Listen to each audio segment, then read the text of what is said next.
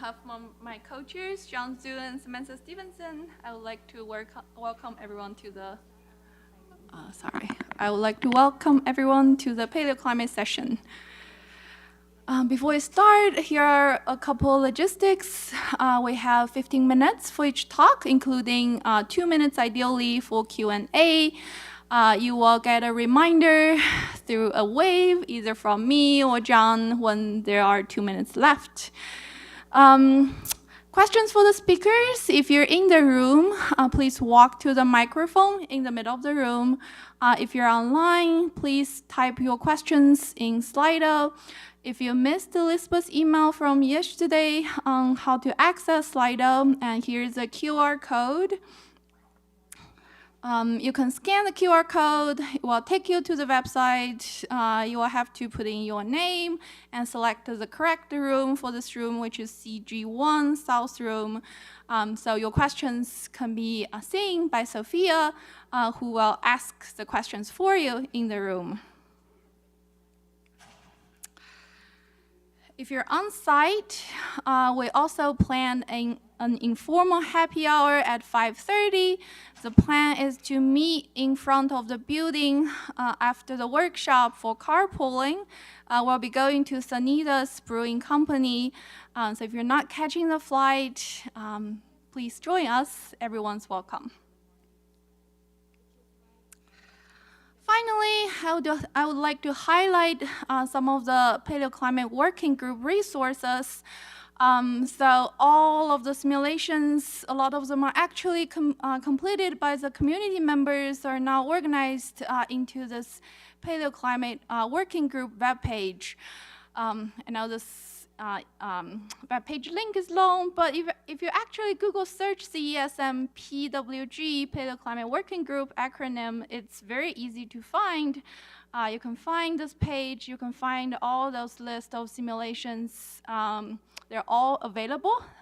There will be links you will find to help you download the data, informations on their boundary conditions, the experiment tag. So you may not need to run additional simulations. You can first start here to see if you can find something that you need. All right, without further ado, I will give the first talk of the session. So in this work, we're actually looking at, do proxy seawater 018 support strengthened Pacific water circulation in response to the Plio to Pleistocene CO2 decline? This is work actually completed by my master's student, Theodore Mayer, in collaboration with Tripti Bhattacharya at Syracuse University and Heather Ford at Queen Mary College of London. So many of you probably have heard of this before. So weakened Pacific water circulation in response to CO2 decrease has been classic prediction from atmosphere ocean fully coupled models. It was first reported by Nathan and Manabe in 1995, and it has been a persistent feature among many generations of climate model intercomparison projects.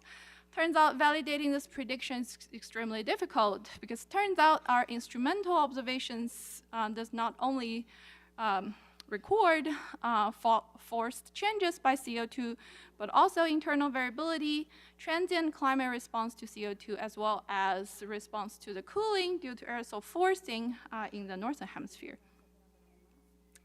So we're looking into a climate transition from the mid-Piacenzian to early Pleistocene to see if we can validate this model prediction. Mid-Piacenzian is very well studied climate analog for helping understand future climate. It has CO2 level of around 400 ppm. It had similar to present day geography and topography. So from mid-Piacenzian towards the early Pleistocene, CO2 declined towards the pre-industrial level, which is accompanied by deep ocean cooling and this famous event of northern hemispherical ice sheet expansion. So we know that Pacific water circulation is expected to strengthen in response to CO2 decline and glaciation. The question is, how do we validate it? We choose to use seawater 018 because we can actually get proxy estimate of seawater 018 to validate the prediction. So seawater 018 is a combined measure of precipitation minus evaporation budget, as well as ocean dynamics involving advection and diffusion. We carried out several experiments using CESM 1.2 and 1.3. Because of the downtime of derecho, I only have results for 1.2 here.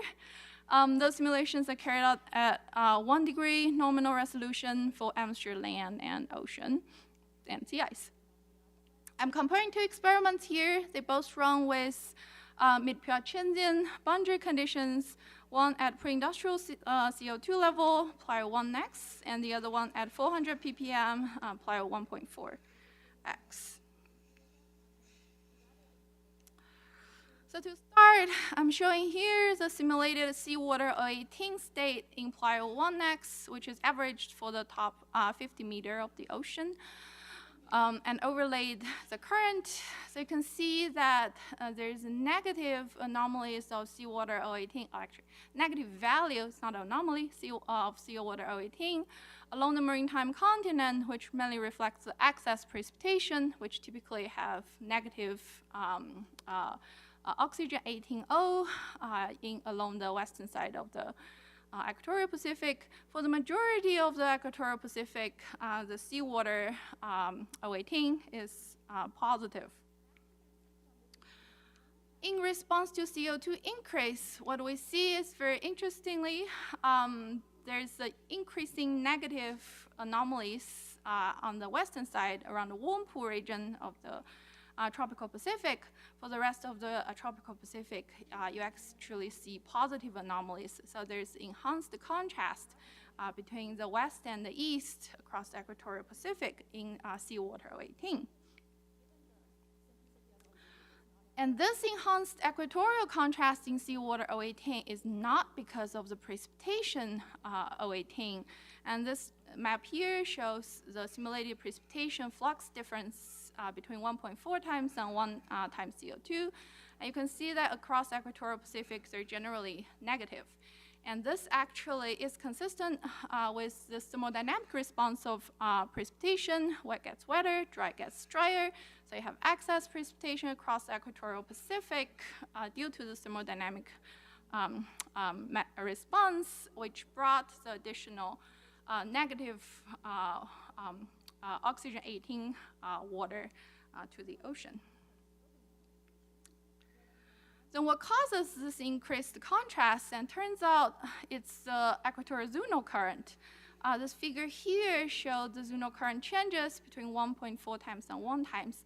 And you can see the positive anomaly here actually suggests a weakened westward equatorial zonal current. Accompanied with that, we see the positive, we see the negative anomaly on both sides that suggests weakened equatorial countercurrent on both sides. We took the average of equatorial zonal current strengths in this box and correlated with simulated seawater at decadal time scale in our simulations. And we see this negative correlation in the western side of equatorial Pacific and positive correlation in the eastern side, and they're both statistically significant. So in response to the weakened current positive anomaly, you would expect a more negative response in the seawater 018 in the western side of equatorial Pacific, and positive response in the eastern side of equatorial Pacific. And that matched pretty well of what is simulated in the couple model. Like I mentioned, the whole point of looking at seawater 018 is we can actually validate the prediction with proxy records. So we're looking at using the carbonate oxygen 18 record from planktonic foraminifera shells, which is a function of seawater temperature and seawater 018. So with independent constraints of seawater temperature using magnesium-calcium ratios from the same shell, we can obviously estimate the seawater 018 from the proxy records. And here's what we have. Across the equatorial Pacific, for this climate transition that we're interested, we actually have pretty good coverage in terms of paleoclimate proxies. We have 2 records in the western side of equatorial Pacific, and we have 1 in the eastern side of equatorial Pacific. We further did a time series analysis to decompose the proxy seawater 018 time series into a trend component and a variability component. And you can see in the western side of equatorial Pacific, both records showed the increasing values of seawater 018 from mid-Paleocene towards the early Pleistocene, which is in contrast to this record from the eastern side of the equatorial Pacific. So we developed a little index which takes the average of the seawater 018 at those 2 western equatorial Pacific side and minus the value in the eastern side of equatorial Pacific. So when this index is low, it's suggesting weaker zonal current based on our simulations, and when this index is high, suggests stronger current. And you do see that from mid-Paleocene towards the early Pleistocene, you see this increasing index for zonal current, which suggests a strengthened equatorial zonal current during this time interval, which, I mean, to the first order, it does seem to match the CO2 record pretty well. So in conclusion, from the simulations, we find that seawater 018 east-west contrast is a good proxy for equatorial zonal current strengths and subsequently the Pacific Walker circulation strengths. And it does seem like from our data model agreement, the data do support strengthened Pacific Walker circulation and then towards the early Pleistocene. So that's the end of this little study. If you have any questions, feel free to let me know. Thank you.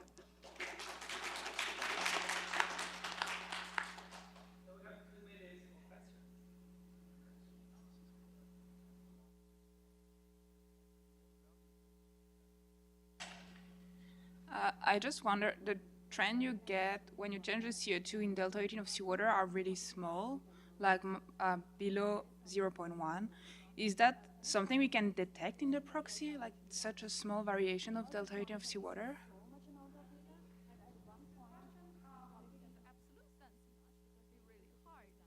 But what we argue is, if you believe the trend of carbon and oxygenating and the trend of estimated sea surface temperature is real, then our reconstructed seawater 018 trend should be real too. Well, that's a good question.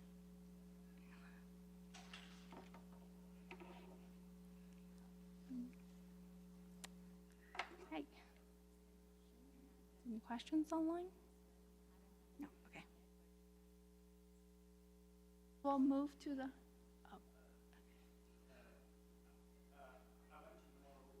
about the depth of the proxy data?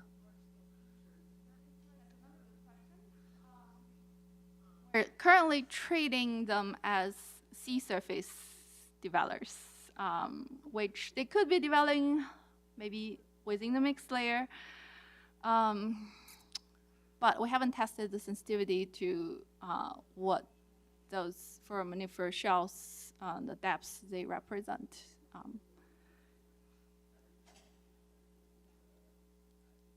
Because if you compare with the 15 meters depth or the very surface, just like 3 to 5 minutes, 3 to 5 meters, may be a variability. I think I have no idea. As could essentially look at the mixed layer integrated signal within the mixed layer as a sensitivity test. Yeah, I haven't done that yet. That's a good point. Yeah. Right. So I think we're ready to move on. We'll move to the next talk by Elka, who's going to tell us vegetation climate feedbacks in the Pleistocene using CESM 1.3 and Biome 4. Thank you. Yeah, I'm gonna talk about vegetation and climate feedbacks in the Pliocene. This is part of a bigger project, the Paleo Weather Project, which has a lot of collaborators. You can see all of us here. I am a postdoc at the University of Arizona with Jessica Tierney as the PI. The Paleo Weather Project, we are gonna look at hothouses in the past, so the Pliocene, Miocene, Eocene, and Cretaceous. We're gonna use proxy SST data and do online data assimilation, and we have an awesome team that's taking care of that. I don't do any of this. Before we actually do the online data assimilation, we are constructing different ensemble members. And you can think about the different boundary conditions, so different topography maps. We are going to use different CO2, but one other thing is we're also going to look at different vegetation that was possible during these hothouses. So for now, for this talk, we're only going to focus on the Pliocene, low-resolution runs, and then especially the vegetation part. So we have already ran some low-resolution simulations for the Pliocene with different CO2 concentrations, and to look at if our temperature response is pretty okay. Here you can see the global surface temperature for pre-industrial for different runs that were all part of the PLIOMIP2 ensemble. And our data is in blue, so I added our data in here. So our pre-industrial is pretty in line with other models. And then on the right side, you can see our response in the Pliocene with different CO2 concentrations. So in the top of the graph there is just the straight up the temperature, the absolute temperature, and then in the bottom part you can see the difference between the pre-industrial and the Pliocene. And our model is a little bit warmer than some other, mostly lower resolution models, but we are in the right ballpark.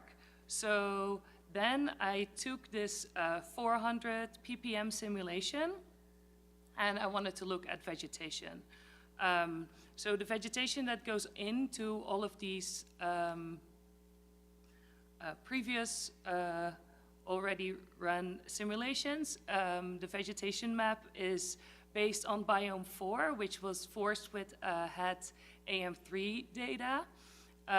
They then got this map out of the model results, and they regionally corrected it using proxy data. So if you look at Europe over here, you can see there's not a lot of temperate mixed forage, which is the dark blue, but then in the reconstructed, they added more of that vegetation type in there because that's what the proxy data says.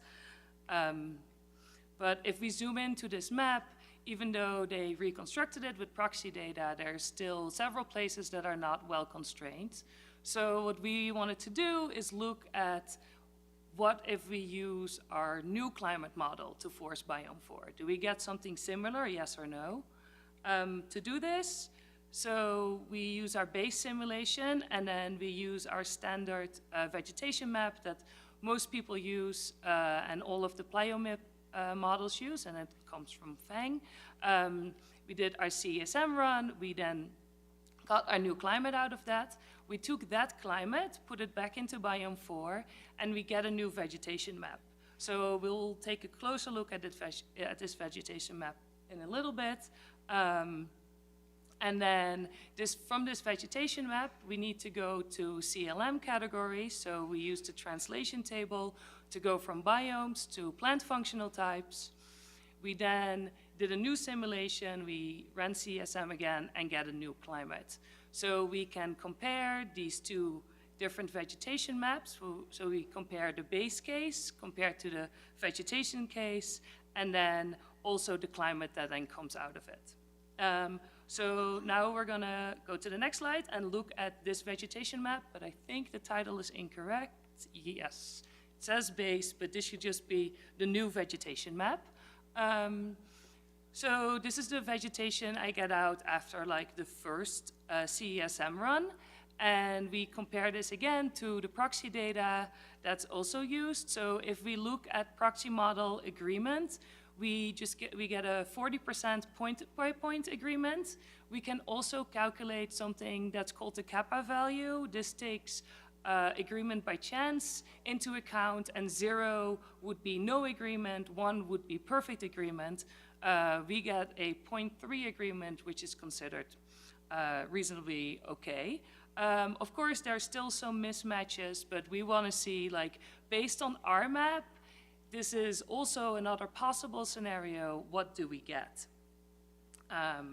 So the updated vegetation, some things I want to point out from what we changed in CLM is the needle leaf and evergreen forest in the northern high latitudes. They were replaced with deciduous trees.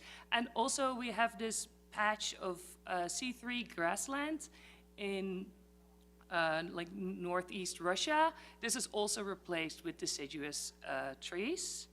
In addition, we see that the tropical evergreen trees in the tropics are replaced with deciduous trees and C4 grasses in this scenario.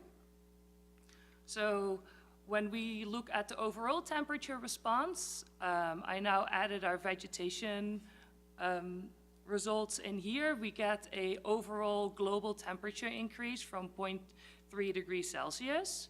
However, when you look at a more regional response, you see regionally there are much bigger differences. So in the top part here, you see the base case. In the bottom part, you see the vegetation minus the base. So if it's red, it gets warmer in our new simulation. If it's blue, it gets colder. And then we have the annual mean, the winter temperatures, and the summer temperatures. So this one patch in northeastern Russia that I mentioned gets a lot warmer during the winter months. And then, of course, that cascades through in also the annual mean. So then there's a question like, why do we see this? This was a little bit like one of the easier ones. So when we look at albedo change, we see that the albedo is a lot lower. First, I thought, oh, maybe there is less snow that actually is there or still stays on the ground. This is not the case. So my working theory at the moment is that even though there is snow, there are still trees that are above the snow that draw the albedo down and make it warmer in this area. Then another part is the tropical temperature increase. So you can especially see like over here. So looking into this, why this is happening, this is still ongoing work, so I'm more than happy to get any comments on this, but we're looking at P minus E, so where does it get more wet? So in the warmer regions, it also gets a lot more wet, and the ITCC seems to shift a little bit more northwards. But for me, I'm now wondering, is this one because of the temperature gradient, that's just the overall temperature gradient that's drawing the ITCC more northward, or is it really the vegetation over there? So that's kind of where I'm at the moment, and I'm looking into what's happening over there. So what I've learned so far is that different Pliocene vegetation scenarios, that they can result in a, I thought, like pretty like significant, or I think just fun, temperature difference, because it's like, why is this happening, right? And then the deciduous forest in northern Russia, I'm pretty sure that this is due to the albedo effect. But the tropical evergreen trees, if we replace them with deciduous forest, this is the possibility of the enhanced temperature and P minus E, but then also maybe it's the temperature gradient. So we're gonna run more vegetation scenarios where we break apart only the northern latitudes and only the Sahara changes. But in general, I think vegetation is important. We can learn that from this, and especially on a local scale. So, thank you.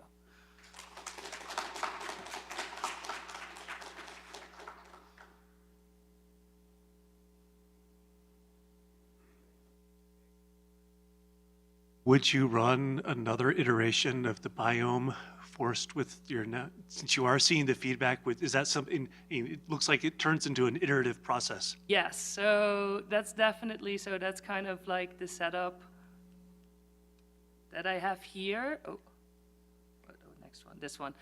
Here, yeah, I think, I'm hoping eventually we get to like a steady state.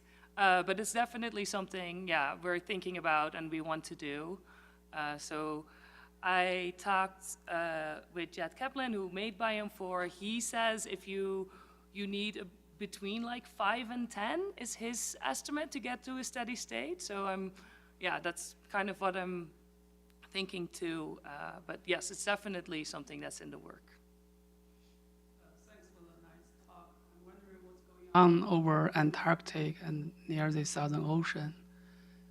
Looks like there's a big cooling over there. Yes, there's a big thing over here. So these are just the like 2-meter air temperatures. So one of the things I need to do is also look at the sea surface temperatures and look into that. But I haven't gotten to that. But it's one of the places we need to look into. But if you have any ideas.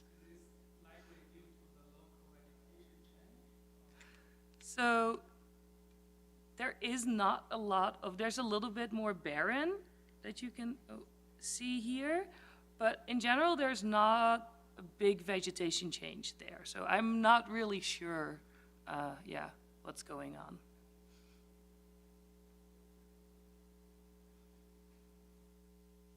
I think an implication is that terrestrial proxies of temperature need to be evaluated in the context of possible vegetation changes, given the local changes that you see. Yes.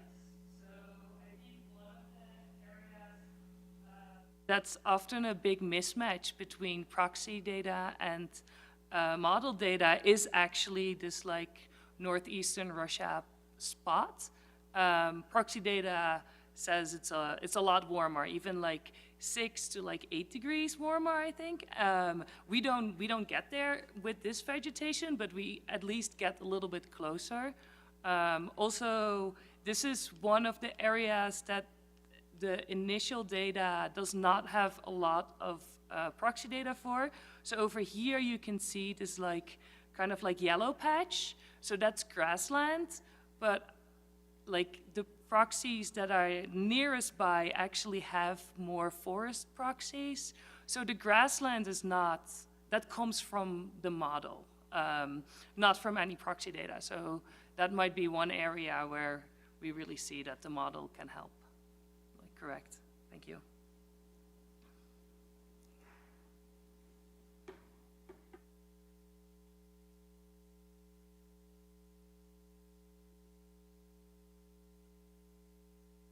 Curious, Alka, when you replace the, in your simulations, it look like boreal forest has replaced the, the deciduous forest has replaced the evergreen forest. It looks a little surprising to me that you actually get warmer winter temperature with deciduous forest in the northern highlight shoot, because common, or I'm not expert in vegetation, but you would expect when the deciduous forests they drop their leaves in the winter, they would have low, like higher albedo compared to evergreen.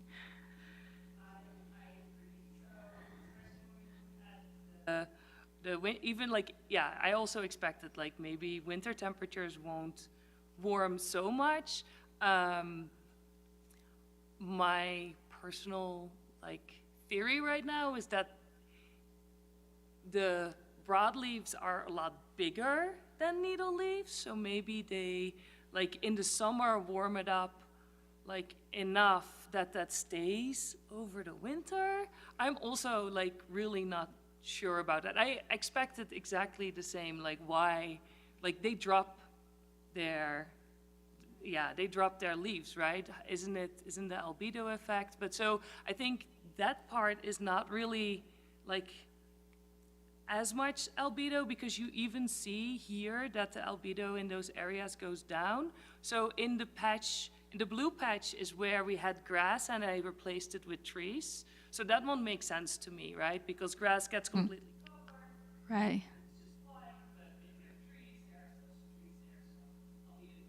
Then you do see actually above the blue patch that they're still yellow. So the albedo, goes up there. So there is more reflection. So that makes sense. But why it's still warmer, I'm not sure yet. Might give you some kind of extra heating effect if you get more heat stored over the Okay. summer. Yeah. Okay, that's a good Cool. one. Thank you. I will do that. Just an observation, I noticed that your initial startup parameters are all model-based, right? It's from the Pliocene MIP is what they estimated the initial vegetation's from. And I just wonder if it would make a difference if that could be adjusted or updated based on proxy data. Start out with the model data, then readjust it because it doesn't match the proxy data. And then you have a different initial condition, which might filter through the rest of your modeling workflow. Salzman et al. Paper. So the figure you see here, this is, they did the biome reconstruction and then went in and said, okay, we think based on proxy data, we updated. I did not want to do that because I want to do an iterative approach and see if it like eventually gets better. But we might, think about going back and actually do a similar thing. Is there time for one more, or should I do this in the break? Break? Okay.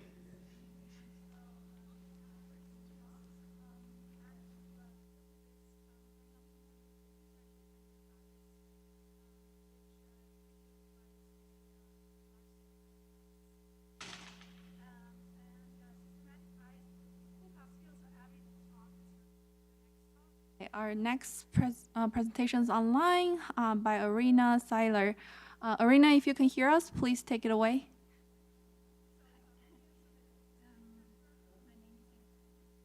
I'm a postdoc at Copenhagen University with Professor Christian Bjørhum, and I'm going to talk about the impact of aerosol changes on the Earth's pre-anthropogenic radiative budget.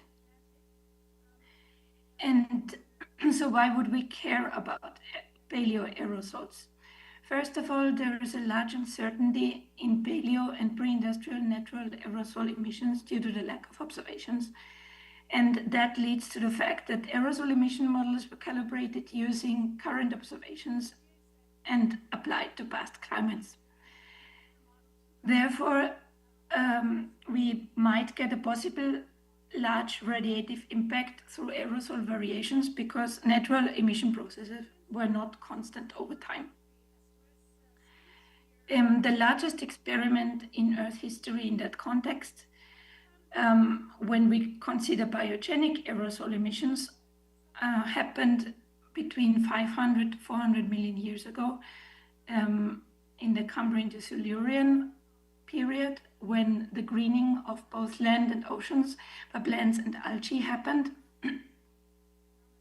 And we think that that led to a modification of the Earth's pristine atmosphere aerosol loading, and that might have influenced the Earth's radiative budget. So what do aerosols do to the radiative budget? Well, first of all, they scatter and absorb sunlight, which leads to less radiation reaching the Earth's surface and therefore for a cooling effect. And second, if there are more aerosols present in the cloud, that leads to more cloud condensation nuclei, which increases the cloud albedo. And that again leads to less radiation reaching the surface and therefore to a cooling effect. Furthermore, if the water vapor available is the same, then it takes longer for the particles to grow to large enough sizes, or the CCN to grow to large enough sizes to form cloud droplets, and therefore precipitation is suppressed, which leads to longer cloud lifetime and also to a cooling effect. Okay. So there is a large uncertainty in aerosol cloud interactions, partly due to the heterogeneity of aerosols in space, time, and composition. This is true for current climate, but even more for past climate conditions. And furthermore, aerosols are microscopic while clouds are macroscopic, and therefore the interactions are complex to model. The methods I used are that I ran the CAM6 chem model with comprehensive chemistry in troposphere and stratosphere. It includes the aerosol emissions from different sources, and there are also aerosol precursor emissions from, for example, from biomass burning, plant emissions from oceans, volcanoes, sea salt, and mineral dust.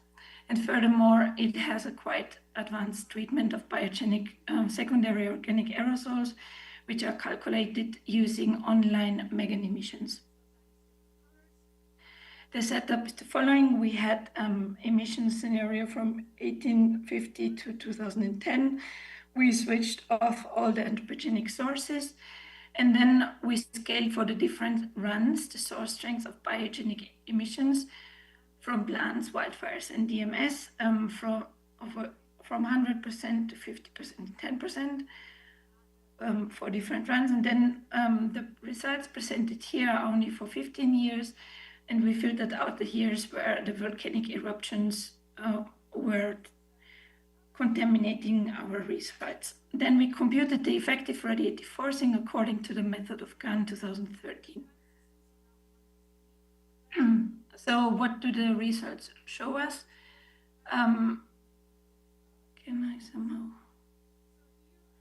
Okay, what do the results show us? Here on the right, we can see the, how the CCN number density changes for low-level clouds when we compare the biogenically derived aerosols, which have been reduced to 10% of the pre-industrial level. And we can see that over the continents, there is a drop by 80% of the low-level CCN. And this effect is present in both hemispheres and both for winter and for summer seasons. Furthermore, the low-level cloud cover has been decreased to 20% by 20% in the northern hemisphere and southern hemisphere mid-latitudes. And that then translates to a change of effective radiative forcing due to aerosol cloud interactions by 20%, especially in the northern hemisphere mid-latitudes. And that means that the temperature in the pre-industrial case has been 1 to 2 Kelvin lower over the continents than in the pre-industrial case, which had the biogenic emissions reduced to 10%. This effect is mostly present over the continents because most of the emissions, aerosol emissions, happen over the continents, but furthermore, of course, the sea surface temperatures have been fixed since we are doing an atmosphere-only run. The signature in the large-scale precipitation rate is there, but it looks a little bit patchy and hard to interpret. But the signature in the convective precipitation rate can be easily understood. It's like a 50% increase in the convective precipitation rate, especially in the northern hemisphere mid-latitudes. Okay, how do we understand these results in a little bit more detail? On the left-hand side, you can see a plot of the aerosol number density for low cloud layers over the continents, over the CCN concentration for areas where the cloud fraction is larger than 60%. And the different colors represent the different simulation runs, while blue stands for the 10% biogenic emissions, the green one for the 50% biogenic emissions, and the red dots for the pre-industrial run. So as we can see, the CCN concentration over the aerosol concentration follows a logarithmic relationship, which means that the CCN concentration is most sensitive to changes in the aerosol concentration in pristine atmospheres. A similar logarithmic relationship we get for the droplet number density over the CCN concentration. And therefore, again, a change in droplet number density is also most sensitive to changes in the CCN concentration in the pristine atmospheres, since high droplet concentrations limit the in-cloud supersaturation. And that then also means that the cloud albedo over the droplet number concentration also follows a logarithmic relationship. And that again means that the cloud albedo changes are most sensitive to the changes in droplet number density in pristine atmospheres. And the summary, or the all these three effects together lead to the effect that the cloud albedo over the aerosol emission also follows a logarithmic relationship. And again, the change in the cloud albedo is most sensitive to changes of aerosol emissions in the pristine atmosphere. And this is then reflected in the effect that the effective radiative forcing due to aerosol cloud interactions also follows a logarithmic relationship over when considering changes in the aerosol number concentration. And therefore, the largest effect of aerosol changes we will get in pristine atmospheres. Okay, coming back to the biogenic aerosol emission source strength and its effect on the effective radiative forcing due to aerosol cloud interactions. The blue line here shows that at 10% emission strength, we get almost 4 watt per square meters reduction of the effective radiative forcing due to aerosol cloud interactions in the short wave. While if we have a 50% aerosol emission strength, we get around 1.3 watt per square meter reduction compared to the pre-industrial case. Of course, this result also depends on the emission strength of other natural aerosols.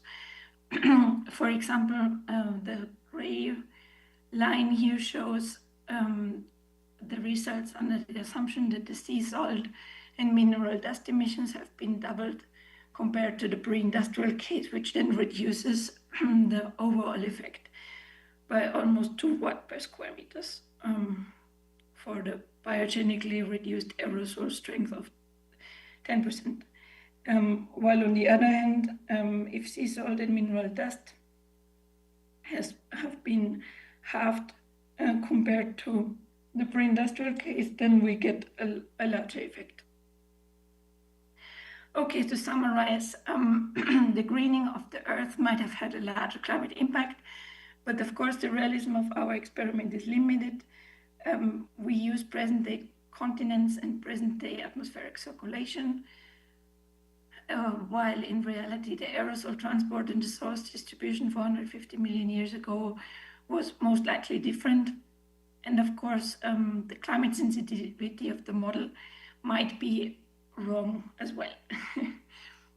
A more general takeaway home message would be that the magnitude of the aerosol cloud interactions depend on the aerosol background concentration, which means that the fast climate feedback from aerosol cloud interactions is climate state dependent. And that means that aerosols can influence the climate sensitivity, and that could be important in periods of Earth history where major changes in aerosol emissions and precursor gases occurred due to volcanism, ocean biogenic productivity, wildfires, and desertification. Thank you very much for your attention.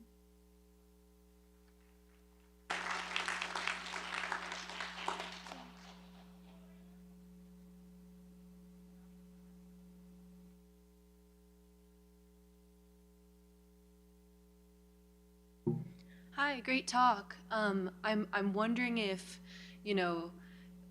typically we might just, because of the uncertainty in aerosol concentrations in the deep past, we might just take some simple idealized approach of averaging pre-industrial aerosols and prescribing them in our paleoclimate simulations. Do you have an updated approach that you would recommend for how we should approach treating aerosols in these deep time simulations? I'm myself not a paleoclimatologist, but I think whenever there are any records available, be it from ice cores or from sedimentary processes, which give you indications of how the aerosol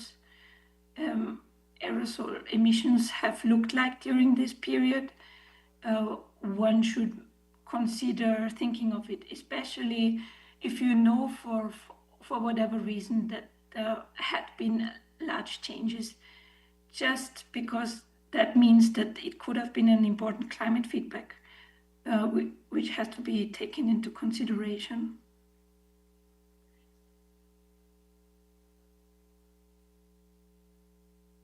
Are there any other questions? Is there one online? Okay. All right, for the sake of time, we'll move to the next speaker.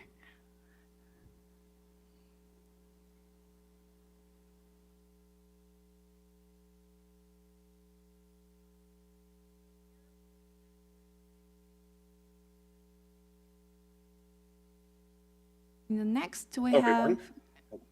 Sorry. Can you hear us, Adam? Yes, I can hear you. Awesome. So we have Adam talking about investigating the physical state of the modeled Eocene ocean after full equilibration. Please take away, Adam. Adam Alechinsky, and I'm a fifth-year PhD student at Purdue University. I'm currently writing my thesis about the modeling work that I've done on circulation in the modeled Eocene ocean using CESM, and I'm here to tell you about some of the work that I've done while working on this model. If anyone was here at the past AGU annual meeting, I gave a rather disorganized version of this talk during one of the live sessions, so I hope to do a little better today. I'm sure we don't need an introduction to DeepMIP. It has been an invaluable tool in ensuring that our model simulations have proper rigor and can tell us meaningful stories about past climate scenarios. One of the guidelines that DeepMIP establishes is that paleoclimate models ought to be equilibrated for at least 1,000 simulated years in order to ensure that the surface energy budget of the model climate is reasonably stable. This guideline is absolutely adequate when it comes to the goal of researching the surface climate state of these paleo simulations. But what do these experiments say about the physical state of the whole ocean?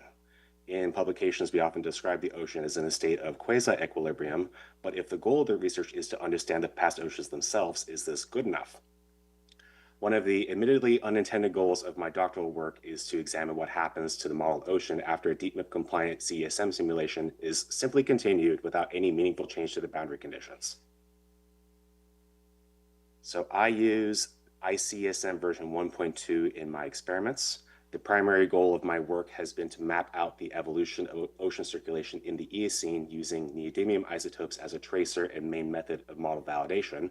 So isotope tracing capability is very important for me. I won't be talking very much about neodymium today though, but I did want to establish why I work with this case. ICSM adds isotope functionality to the POP2 and sea ice model components, but otherwise it is the same as CESM version 1.2. My experiment is a branch continuation from the 3 times pre-industrial CO2 experiment by Zhu et al. In 2020. This is a fully coupled simulation that uses DeepMIP-derived boundary conditions to emulate the mid-Eocene, and it was fully run to surface climate equilibrium. The only alterations I performed to my branch were to add in the neodymium scheme. I did this by adapting modern-day distributions of dust-borne, fluvial, and marginal neodymium input from Jean et al. 2007 and Tachikawa et al. 2003 to an Eocene continental geometry using G-place to rotate the data fields, and I used those as prescribed neodymium source fields. Again, this changes nothing about the state of the climate or the physical ocean from the original simulations. So as far as the natural evolution of those, it is just a continuation. So I use ideal age as my main indicator of ocean ventilation. Ideal age is a very powerful tool for doing this, I think. We can get the model's own recorded age for any water mass relative to the surface without the need to interpret other aspects of the ocean's physical state. It is literally a timestamp telling us how long a water mass has exactly been submerged. In the original Zhu et al. Simulation, ideal age is distributed in this way, as we can see over here.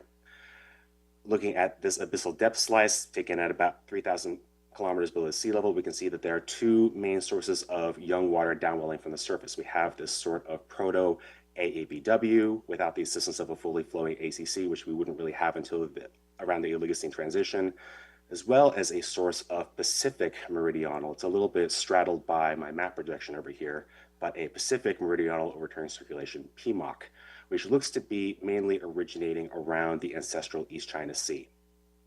I'd also like you all to keep an eye on the northeastern sector of the Pacific Basin. This original simulation, with its equilibration and experimental runtime put together, ran for a total of 2,200 years. My original goal for this continuation case was to introduce neodymium to my branch, as I stated earlier, run it for 1,000 years as a start, and then check on the state of ideal age in order to determine how much longer the ocean needed to fully equilibrate before I continue on to some other simulations. So there's that part of the basin that I mentioned. So here we have a time series of ideal age taken at a few different spots in the Pacific at that depth slice. The blue line is the North Pacific near the Bering Strait. The green line is the East China Sea in that location that I mentioned earlier, and the orange line is in the South Pacific, just north of what would have been Zealandia.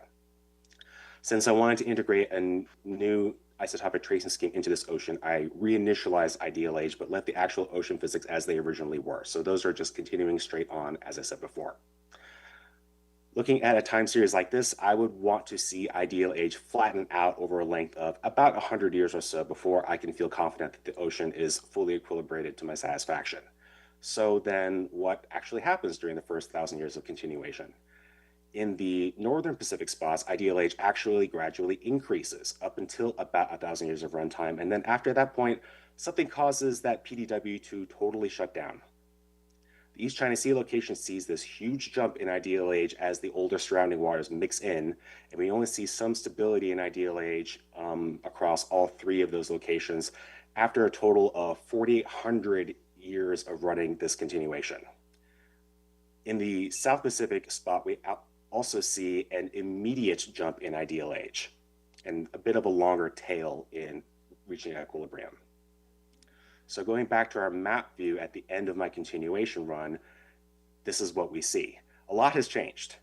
That northeastern Pacific spot that I mentioned now has the oldest water in the whole simulation, and the only source of bottom water is from that proto-AABW.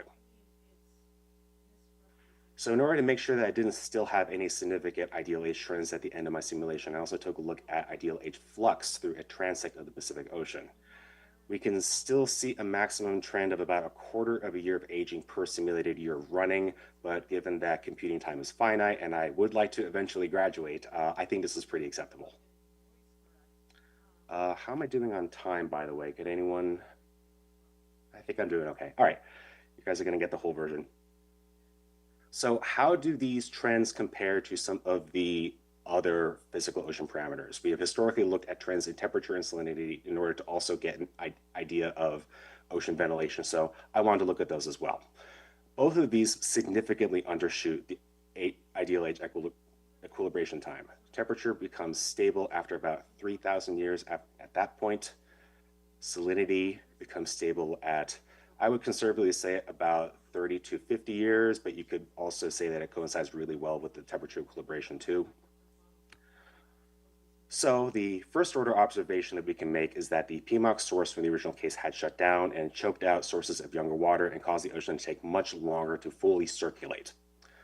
Since I changed nothing about the climate or physical ocean state of my continuation experiment, this suggests to me that the original model PMOC was unstable. Next question to ask is, why did it shut down? I'm still working on this. I would like to perform some additional analysis of surface density flux over the course of the continuation run, but I did take a peek at potential density anomalies between my run and the original run, and this seems to support this idea that, by and large, the North Pacific has become less dense and more resistant to forming bottom water. Another thing that we have to think about is how the surface climate of my continuation case had evolved. After all, I basically performed an accidental mock hosing experiment. And I did indeed see some changes to regional SSTs. The North Pacific did become colder, and that's consistent with a reduction in marine heat transport. But interestingly, the surface climate didn't really change all that much between the end of my continuation run and the end of the original run. Global mean surface temperatures fell by only about half a degree, very slightly larger decrease over land, and precipitation didn't really change in any significant way. So the original case was actually totally fine for its original intent of examining surface climate sensitivity. So finally, I want to leave you with a rather informal comparison to some other Eocene deep MIP ocean experiments. Zhang et al. 2022 looked at the ocean state of several deep MIP models, including CESM, which had been run for a variety of different runtimes, ranging between 2,000 years and 7,500 years. Now, individual model performance notwithstanding, most of these equilibration times would not have been adequate to fully circulate the ocean, according to what my results have shown. So many of these simulations also had some kind of PMOC component, so mostly in the South Pacific, actually, but we do see a couple of models that are producing this North Pacific PMOC as well. One thing I would want to know about these modeling studies is whether or not these simulated PMOCs are stable. If all these simulations are brought to around 7,000 years or so of equilibration time, would they still have a PMOC, or would they look closer to my simulation? So the key takeaways I want to share, simply continuing this ICSM case without any real change to the climate or physical ocean caused a simulated PMOC to shut down and completely remodel the state of ocean circulation. However, despite this, the surface climate of the continuation case did not actually change very much. Even so, if we intend to use the deep MIP model simulations to study the state of the ocean and its circulation, we need to be aware of how well equilibrated those simulations are. So thank you for listening. I have here a little time lapse of the evolution of ideal age in my continuation experiment, and I'd be happy to take questions now.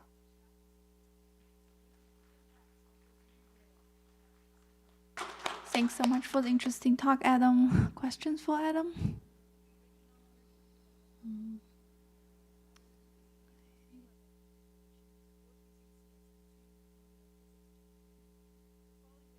Thank you, Adam. Really nice to see the new results. I'm wondering what's the trend in the Southern Ocean overturning in this longer simulation? Do you see that become stronger or weaker? Do you suspect there's any interaction between the shallower PMOC and the Southern Ocean overturning?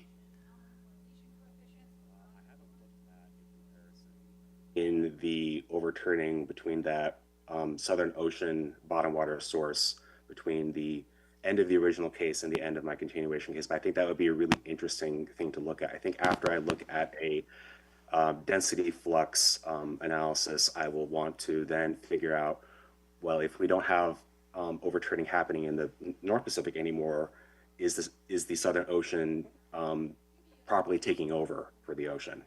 My intuition would say not as much. We do see an overall much longer overturning time in the whole ocean, but it'd be really interesting to see either way.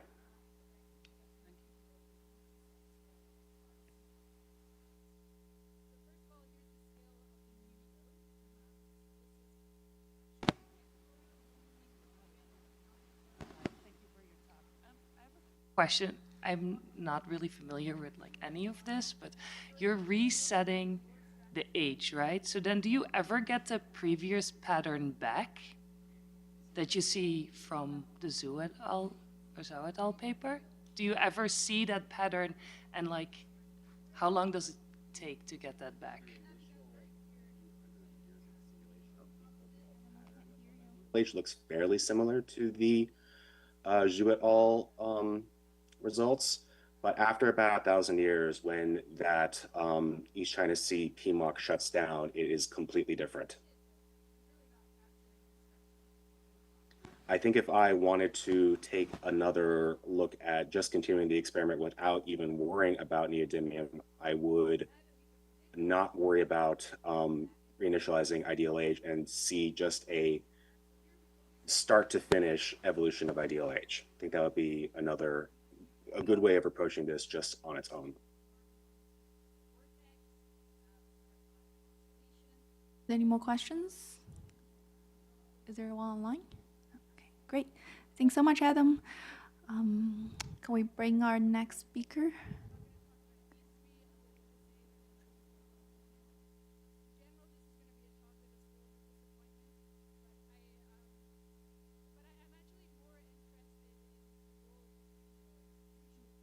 I don't know if you're able to see my screen now.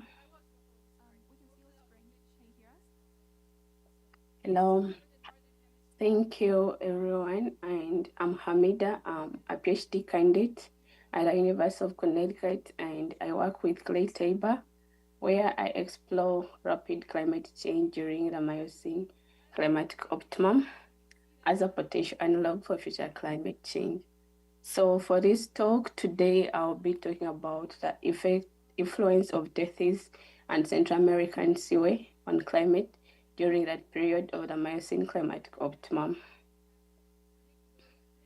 So just a brief background about why we're undertaking this study. As I've mentioned, the Miocene climatic optimum, or the MCO, serves as a potential analog for future climate because the atmospheric CO2 associated with this period are similar to what's being projected in the future and a medium forcing scenario, and this ranges between the 2 times up to 3 times pre-industrial level. But despite that, the Miocene still serves as a potential analog. Still, there's challenges in simulating and reconstructing climate during this period. Also, another thing to mention, this plot here shows the paleogeography during this period, and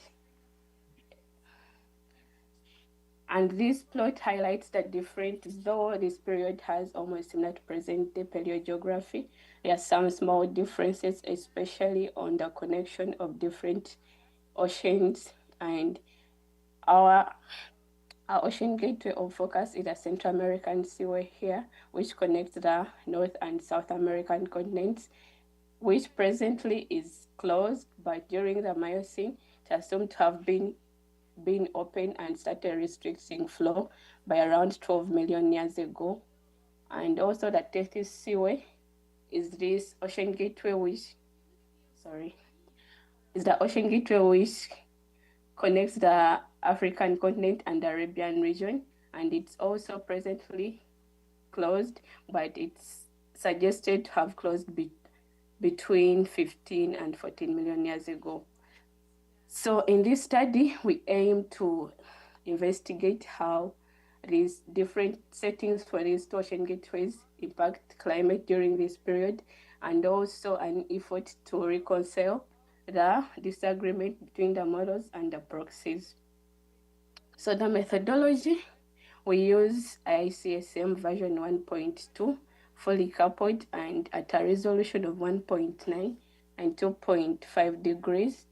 For the paleogeography, we use the Frigola boundary conditions, where both the 2 ocean gateways are open. And for atmospheric CO2, we use 2 times pre-industrial level. Then we set all the other parameters like orbital configurations and other greenhouse gases at pre-industrial level. So we ran a control experiment with the original boundary conditions. Then we ran 3 other sensitivity experiments where we closed the Tethys, then the Central American Seaway occurs. Then the third experiment, we closed both of them. Then we analyze or examine climate responses for the last 100 years after reaching a near equilibrium state. And we also compare with available Brooks reconstructions. So moving on to the results. Firstly, we looked at the surface temperature responses, and these plots at the top show the spatial distribution of surface temperature differences between the 3 sensitivity experiments relative to the control case. Then the bottom shows the zonal distribution of surface temperature. And from the results, we see that the closure of the Tethys Seaway has less impact on surface temperature, but closing the Central American Seaway results into this large spread warming in the southern hemisphere and cooling over the northern hemisphere. And also interestingly, when we close both of them, the Central American Seaway and the Tethys, this third panel, we see that the cooling in the northern hemisphere is a bit suppressed compared to only when we close the Central American Seaway.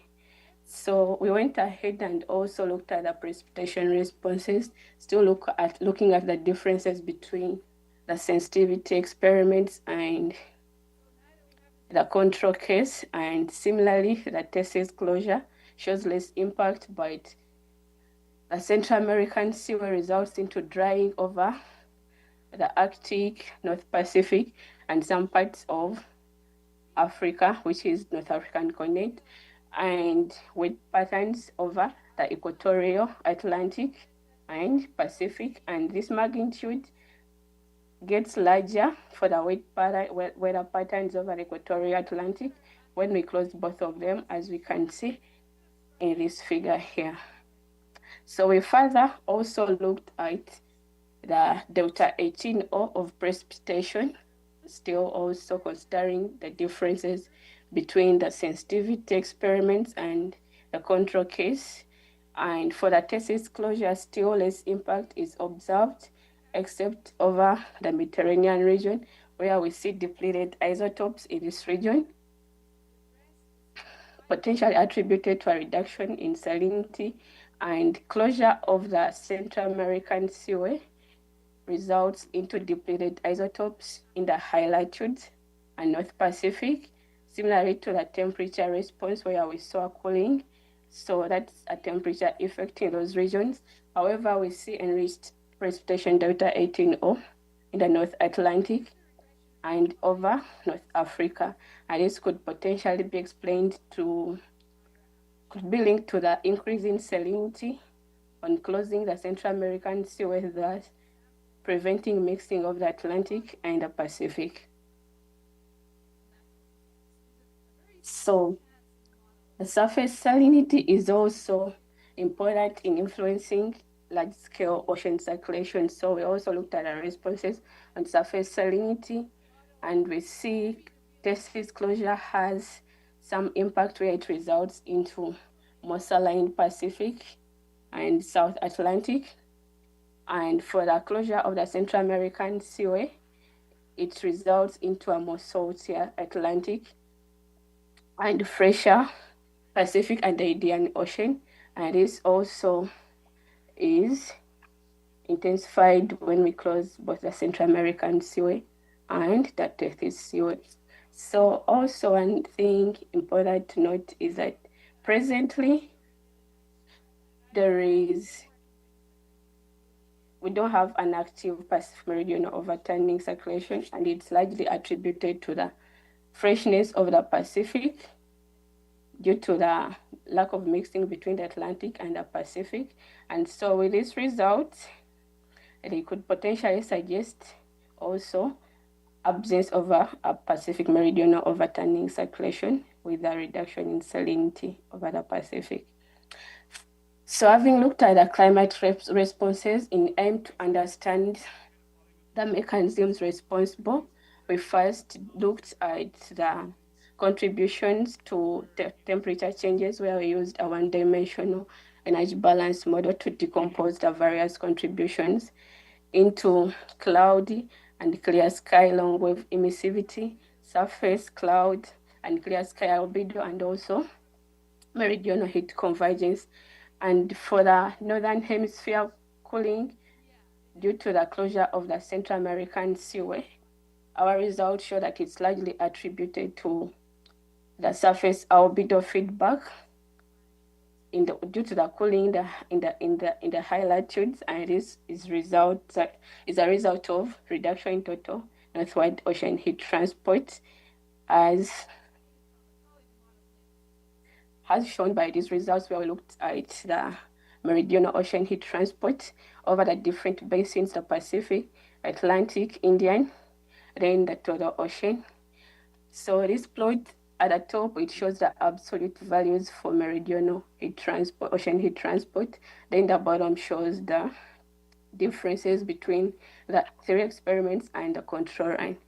And from the results, we see like large changes in heat transport, primarily contributed by the Pacific, where we see a reduction in northward ocean heat transport in the northern hemisphere, with closure of the Central American Seaway.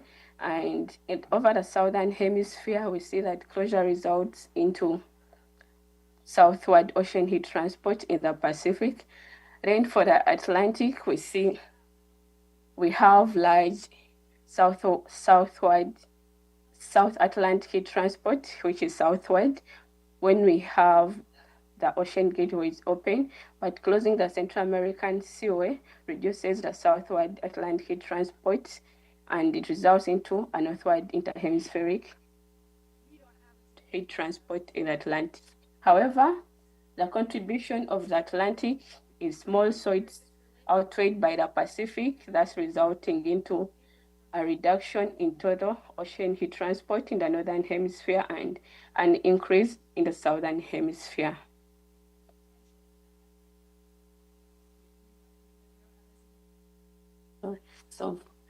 So we also went ahead and looked at the meridional overturning circulation.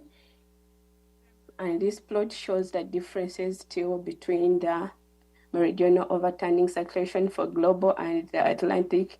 And the results still further support a reduction in South Atlantic heat transport when we close the Central American Seaway, which could potentially show a weaker AMOC but a strong southern ocean overturning circulation when we close the Central American Seaway. So lastly, in the effort to reconcile the model and the proxies, we compared our simulations with available records for sea surface temperature, land surface temperature, and precipitation delta 18O. And from the comparison, we see that since our simulations are simulating colder high latitudes in the northern hemisphere, yet the proxies are suggesting a reduced meridional gradient. From the results, we argue that closing the ocean gateways rather increases the biases in the simulations where we have colder high latitude temperatures, and from that we argue that the ocean gateways could have been opened during the Miocene climatic optimum instead, and since also beta agreement was found with a control case. So after comparing with the MCO, we came out with a possibility of a signal of late Miocene cooling with closure of the ocean gateways. And so we compared the simulations with available records for the late Miocene for sea surface temperature and land surface temperature. And we see that there are small differences in the root mean square error, but also it's still challenging due to the low spatial coverage of the proxies to exactly deduct which ocean gateway configuration agrees better with the proxies. So with that, we'll further compare our simulations for individual sites with lithium and MCO, and as this work is still in progress. So that's where we are for now. And to conclude my talk, we found that large ocean gateways can have a large impact on large-scale circulation and climate, as we've seen the Central American seaway closure, resulting into large-scale warming over the southern hemisphere and rapid cooling over the northern hemisphere. And from the cooling of our results, they support the claim by previous studies, Moon and Light, where they claim that the closure of the Central American seaway could have initiated the northern hemisphere glaciation. And lastly, when we compared with the proxies, we found better agreement with the control experiment, which could imply open ocean gateways during the Miocene climatic optimum. So thank you. Lastly, I want to acknowledge our funding bodies, NSF, Foundation of the Prince Albert II of Monaco, and the IPCC for funding our work, and Yukon Earth Sciences, and lastly, NCA for providing the computing resources to carry out our research. Thank you. That's all. I'm happy to take up any questions, suggestions, and comments, and that's my email address.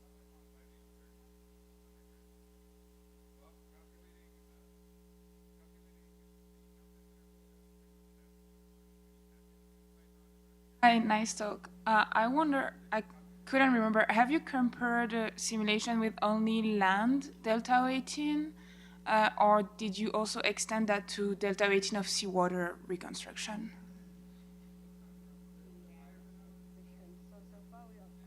Compared with the land delta 18, or we've not yet compared with the seawater delta 18.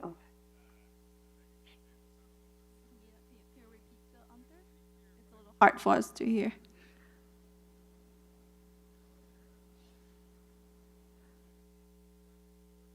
Hamina, can you repeat the answer?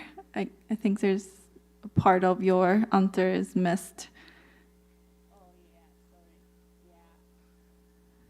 We have only compared with precipitation delta 18 or so far. We've not yet compared with seawater delta 18 or.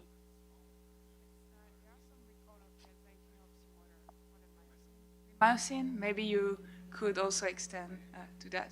Maybe it will help in the comparison.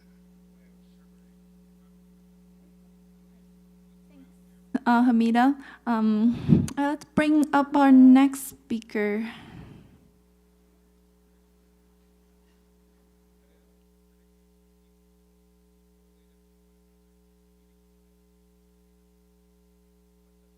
Joey is going to talk about constraining Antarctic ice sheet stability during the last interglacial. Please take it away, Joey. I'm going to assume that's a yes, but great. Hi, everyone. As Rand said, my name is Joey. I'm a grad student at the University of Connecticut, where I work with Clay Tabor and Ren Fem.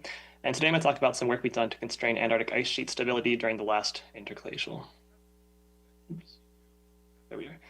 So the last interglacial was a sort of warm period, 130,000 to 115,000 years ago. In PMIP world, we kind of just refer to this as 127 Ka. And the reason for that is that at peak interglacial conditions, the LIG had a lot more insolation at the high northern latitudes than present day. So perihelion was in the boreal summer, orbit was a bit more eccentric and a bit more oblique, and ultimately we had more insolation at high latitudes. So we had a much warmer Arctic and actually warmer southern high latitudes as well. And this is kind of interesting because it's at lower CO2 than present.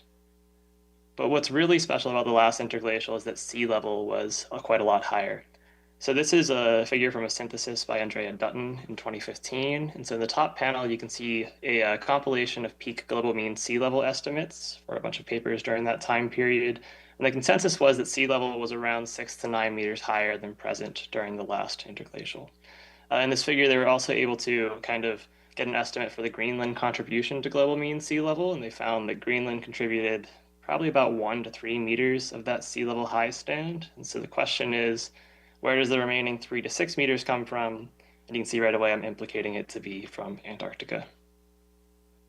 So there's actually pretty good evidence already from the geological record of a reduced Antarctic ice sheet during the last interglacial. So on the left, Reed Scherer found marine diatoms in sediments below the West Antarctic ice sheet. Now these sediments, the best they could be dated were to the last 400,000 years. So we know that there was an open ocean gateway there within the last 400,000 years.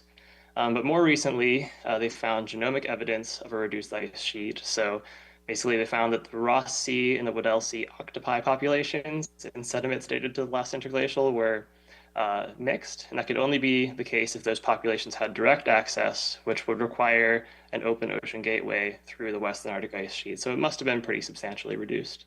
So the question now is, how reduced was the ice sheet? Was it reduced at all? It's always good to have a little bit more evidence. And so our point here is, let's ask the ice sheet what happened. So when I say let's ask the ice sheet what happened, what motivates us is kind of Antarctic ice core records from the last interglacial. So particularly I'm interested in delta 18O, so the ratio of heavy to light isotopic logs of water recorded in these ice cores and how we can simulate them. So I have two sort of deglaciations here. So on the left, this is the Holocene from this figure by Barber-Mass and Lamotte.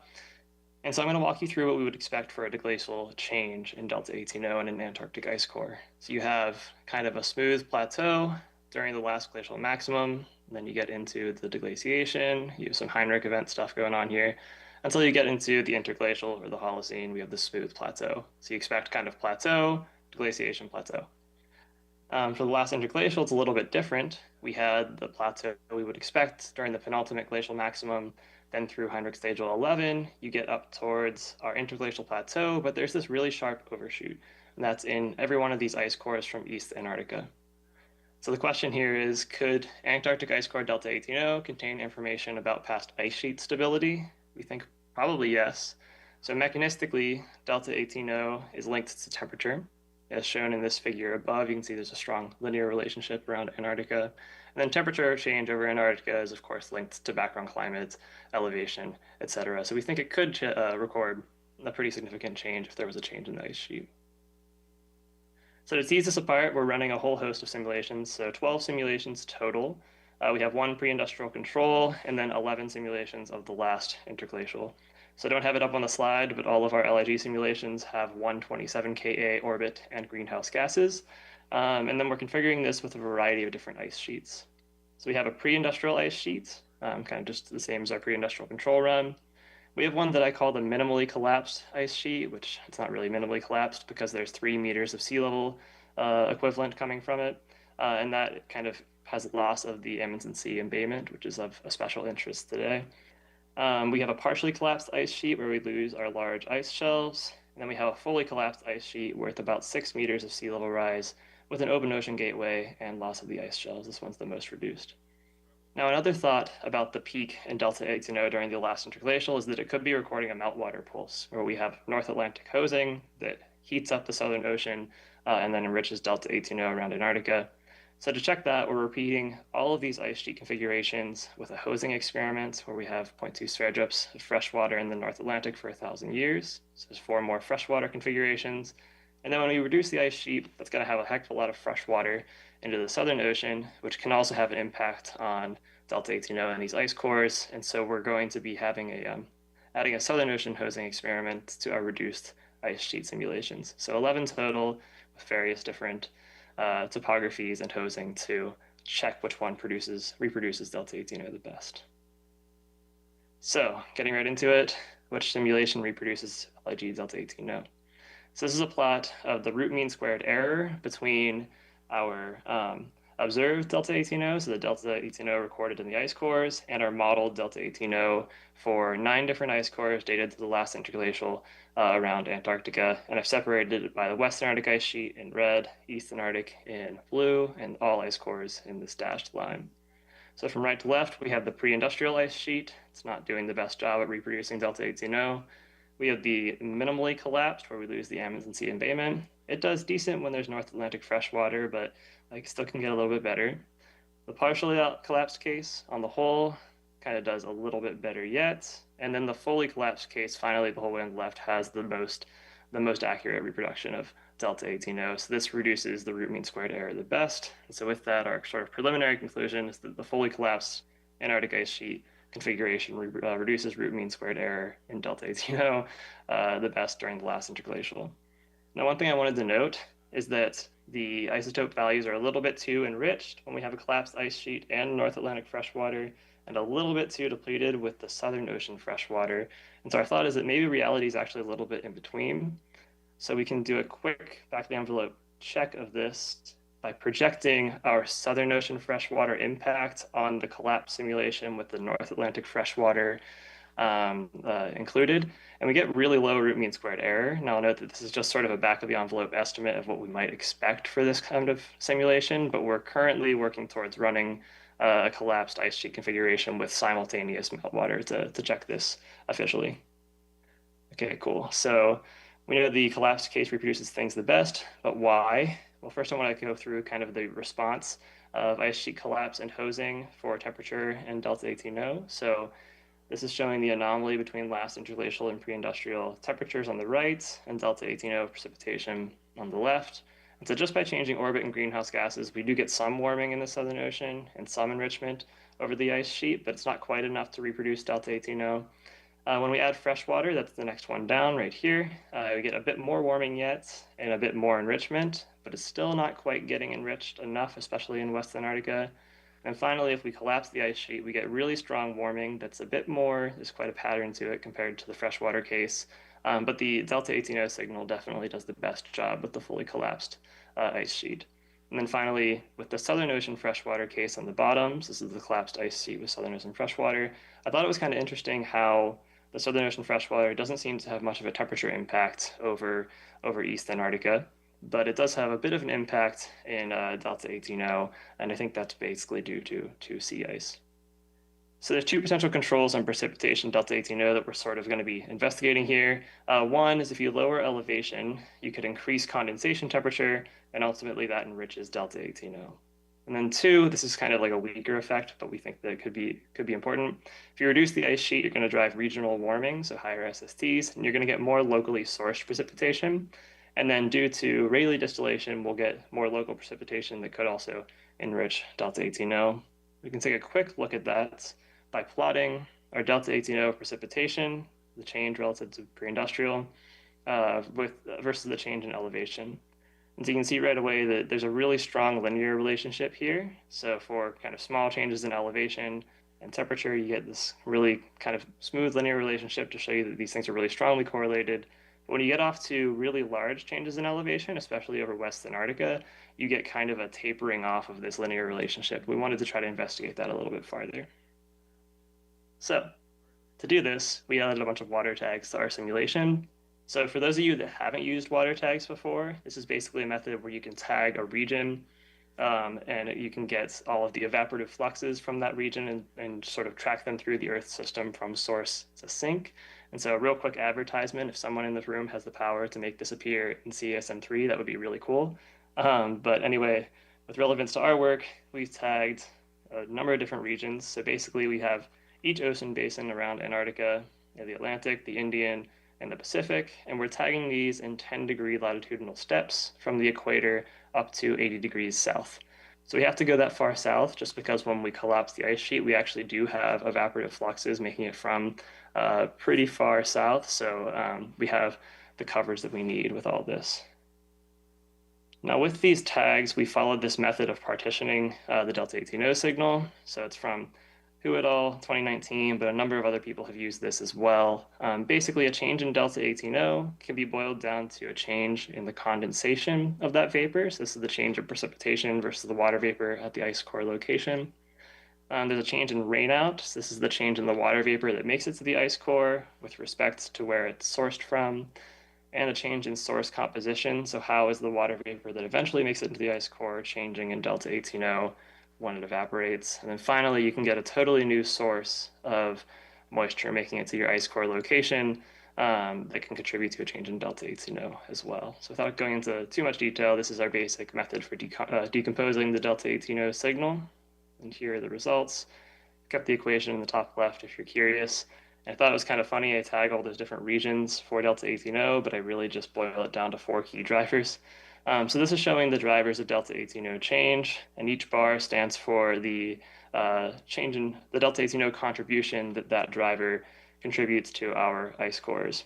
So we have in red condensation, in blue rainouts, in green the source composition, and then in yellow source location. On the top, we have the last interglacial with the pre-industrial ice sheet, and on the bottom, we have the collapsed ice sheet. And I've binned this by different regional core locations. So we have the WICE cores, is the Western Arctic ice sheet cores, so these 3 red stars. We have the Eastern Arctic ice sheet cores, which are these 4 blue stars here in East Antarctica. And then we have the coastal Eastern Arctic cores that I've separated because they get kind of different responses to Eastern Antarctica. But you'll notice kind of one kind of key thing right away. The condensation for the collapsed case dominates everything else. It's much bigger than any kind of driver of Delta 18O change for East Antarctica, or the pre-industrial ice sheet, but also for all the drivers for West Antarctica. So that's kind of a key takeaway.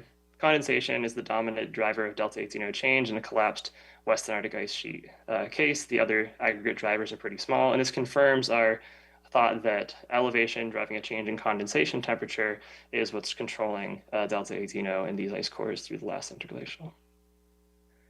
So that's all I have for today. As a means of recap, a fully collapsed Western Arctic ice sheet reproduces peak Delta 18O best during the last interglacial in our simulations. It's kind of a big deal because the one that performed the best was worth about 6 meters of sea level equivalent. 2, collapsing the ice sheet drives regional warming, which increases condensation temperature and enriches Delta 18O. So the key driver of this enrichment in Delta 18O is that change in condensation characteristics. And then 3, I think I actually cut this point from the final presentation, but we actually do see some changing moisture sources and trajectories when we collapse the ice sheet. There's a pretty big impact on regional circulation that could be evident in DAXS records. So that's all I have for now, and I'm happy to take any questions.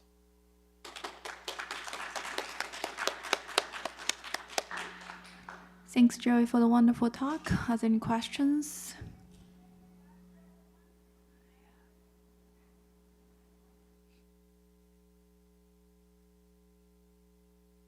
Hi, Joey. Thanks for the really nice talk. I was wondering if you compared the condensation temperature tag with surface temperature in the same location to see how well surface temperature warming would reproduce a change in condensation temperature in a scenario where you don't have that tagged in a simulation. Right. So you're talking about, 1 second, like comparing, like basically this linear relationship in surface temperature versus condensation temperature? Yeah. Yes. In most areas, especially East Antarctica, it is very similar. But whenever you collapse the ice sheet, it changes the Antarctic inversion quite a bit. It lowers that inversion, and that relationship starts to maybe break down.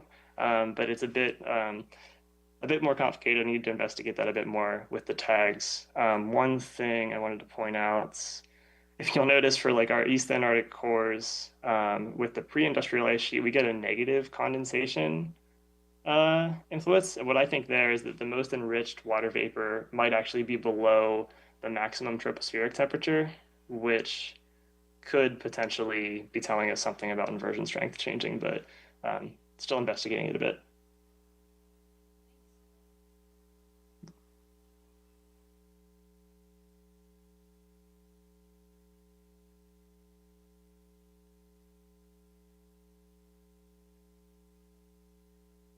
So, hi, Joey. It's great to see the results you now have.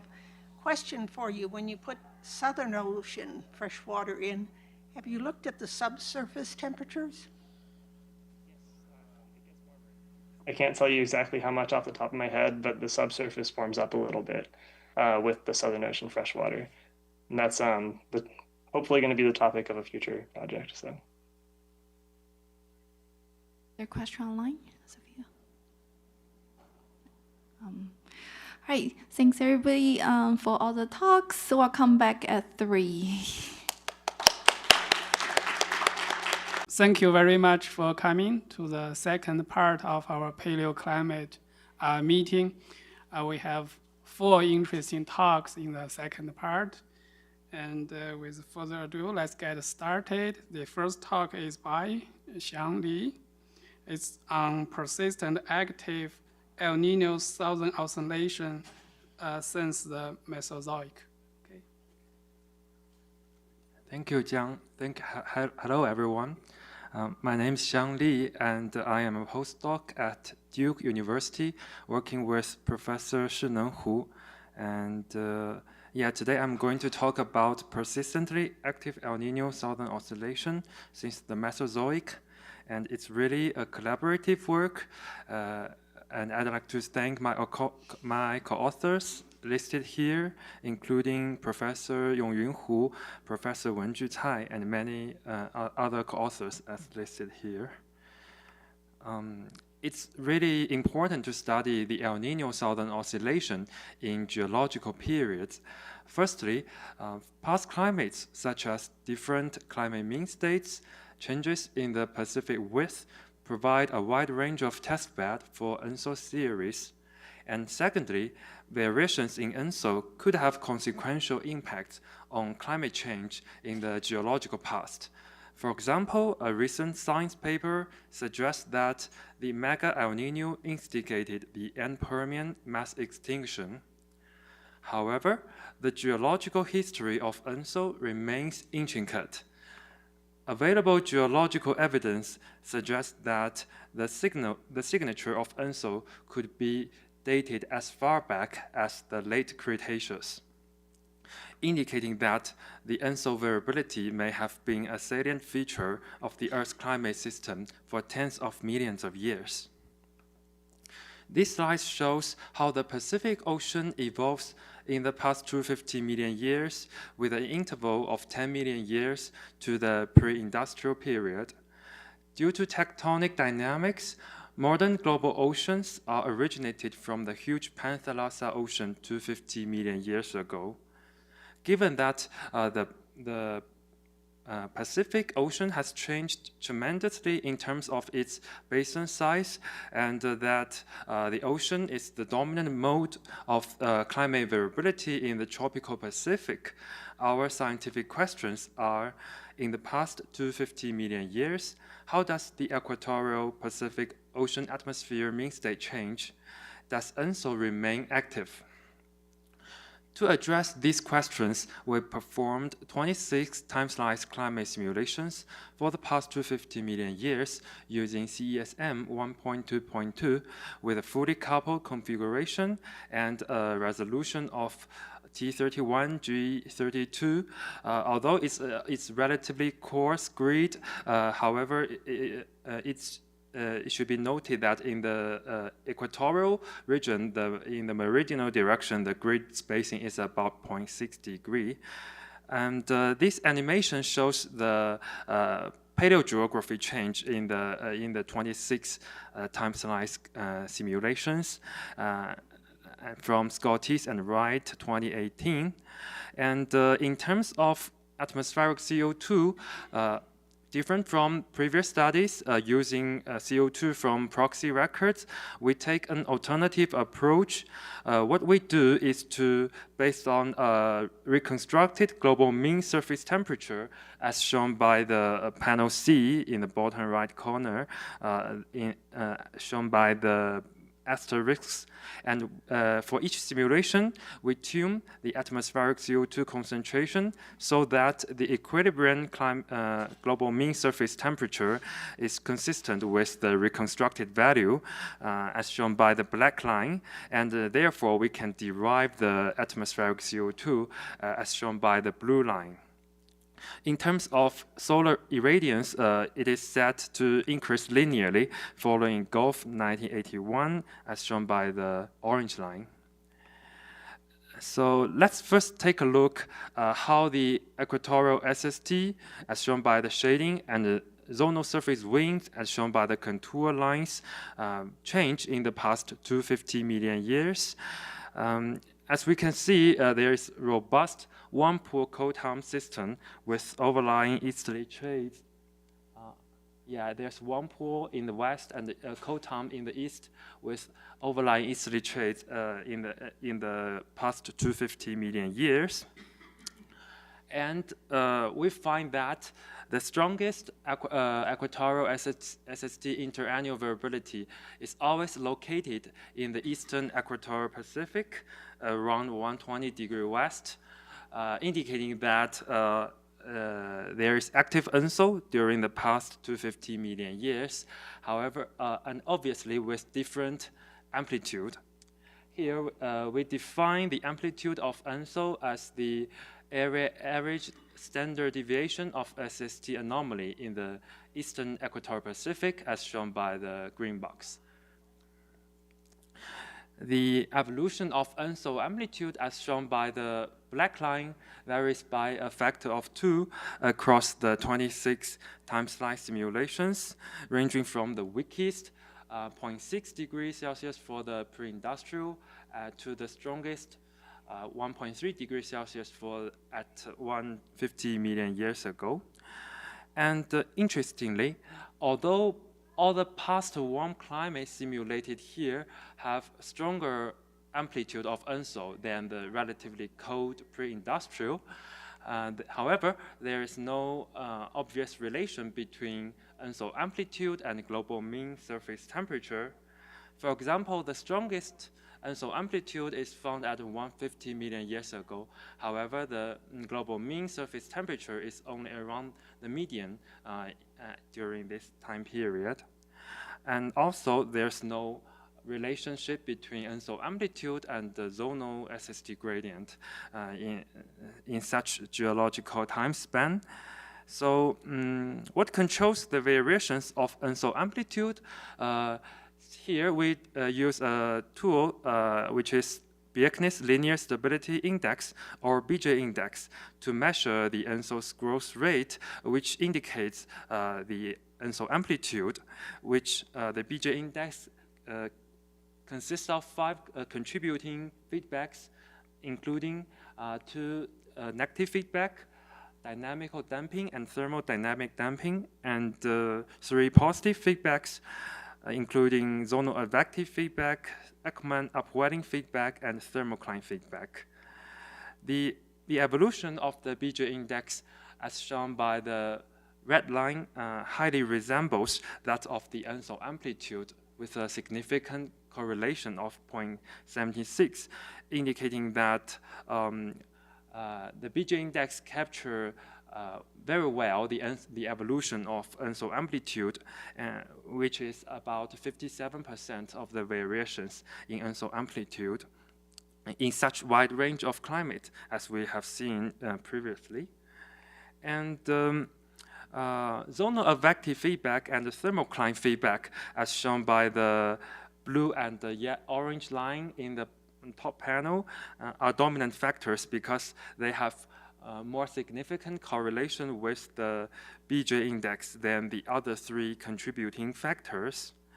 And the further analysis shows that the variations of zonal advective feedback is mainly dominated by the beta U, which is the sensitivity of of equatorial Pacific zonal current to surface wind forcing. And the thermocline feedback is mainly controlled by beta H, which is the sensitivity of equatorial Pacific thermocline tilt to surface wind forcing. So here in this slide, I'm going to show that the changes in beta U, which dominates the variations in zonal advective feedback, is actually linked with that of beta H, which dominates the variations of thermocline feedback. As shown in this figure, there is a local maximum response of positive thermocline anomaly in the eastern equatorial Pacific to an eastward equatorial surface wind forcing, which exactly shows beta H. And mathematically, this local maximum structure would give rise to a negative second meridional derivative of thermocline anomaly. So based on, and therefore, the geostrophic component of zonal current anomaly would be positive based on a linear reduced gravity model. In other words, there would be an eastward geostrophic component of surface current anomaly. And therefore, ultimately, there would be an eastward response of zonal current anomaly to the eastward surface wind forcing, as shown here. This is because zonal current anomaly is mainly dominated by the geostrophic component. Therefore, the changes in beta U is actually linked with that of beta H. And beta H is the key factor. And here we show that the strength of beta H has significant negative correlation with the background thermocline depth in the western equatorial Pacific. In other words, when the background thermocline is deeper, the equatorial thermocline tilt becomes less sensitive to surface wind variations or a weaker beta H. Therefore, based on the shallow water theory, and therefore, both zonal advective feedback and thermocline feedback would be weakened, which would ultimately give rise to a weaker ENSO. And consistently, there is a significant negative correlation between ENSO amplitude and thermocline depth. A deeper thermocline, a weaker ENSO. One important limitation to our previous linear stability analysis is the lack of atmospheric noise, or in other words, multi-scale interactions. Here, we define the atmospheric noise by removing all the SST force, therefore including those ENSO-related signals from the surface zonal wind stress, and then we compute the standard deviation of the residue in the central western equatorial Pacific as the magnitude of atmospheric noise, as shown, which is shown by the blue line, and there is a significant positive correlation between ENSO amplitude and atmospheric noise, indicating that a larger atmospheric noise would potentially give rise to a stronger amplitude of ENSO. And in fact, the BJ index and the atmospheric noise are uncorrelated with each other, indicating that they serve as two independent factors together controlling the amplitude of ENSO. And the scatters are color-coded with warmer colors indicating stronger amplitude of ENSO, and we noticed that a particularly strong ENSO would require both a larger BJ index and a stronger atmospheric noise. Therefore, motivated by this, we construct a linear multivariate regression model combining both the BJ index and atmospheric noise to predict ENSO amplitude. And the ENSO amplitude predicted by this simple model is tightly correlated with the simulated ENSO amplitude with a correlation of 0.87. Therefore, the BJ index and atmospheric noise together can explain about 76% of the variations in ENSO amplitude. To conclude, a series of 26 coupled time-slice climate simulations forced by paleogeography, atmospheric CO2, and solar radiation for the past 250 million years are performed using CESM 1.2.2 and analyzed in this study. Climate simulations show that ENSO has been a leading mode of tropical sea surface temperature variability in the past 250 million years, but with substantial variations in amplitude across geological periods. Our results uncover the geological history of ENSO from a modeling perspective. Our findings support the importance of changing ocean vertical thermal structure and atmospheric noise in influencing projected future ENSO change and its uncertainty. And please refer to the paper for further details. And And I would like to take the chance to thank the CESM workshop and the Paleoclimate Working Group for supporting me to join such a great event. And I'm happy to take any questions. Thank you.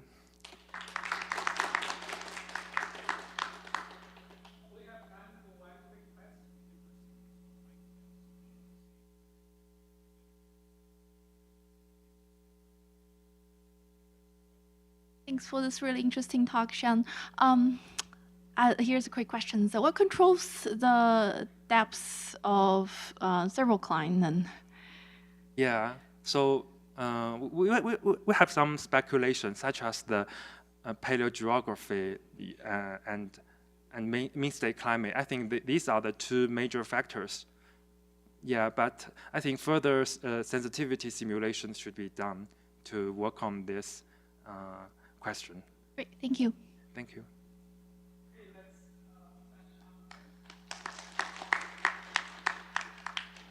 Our next talk is from Gary Upchurch.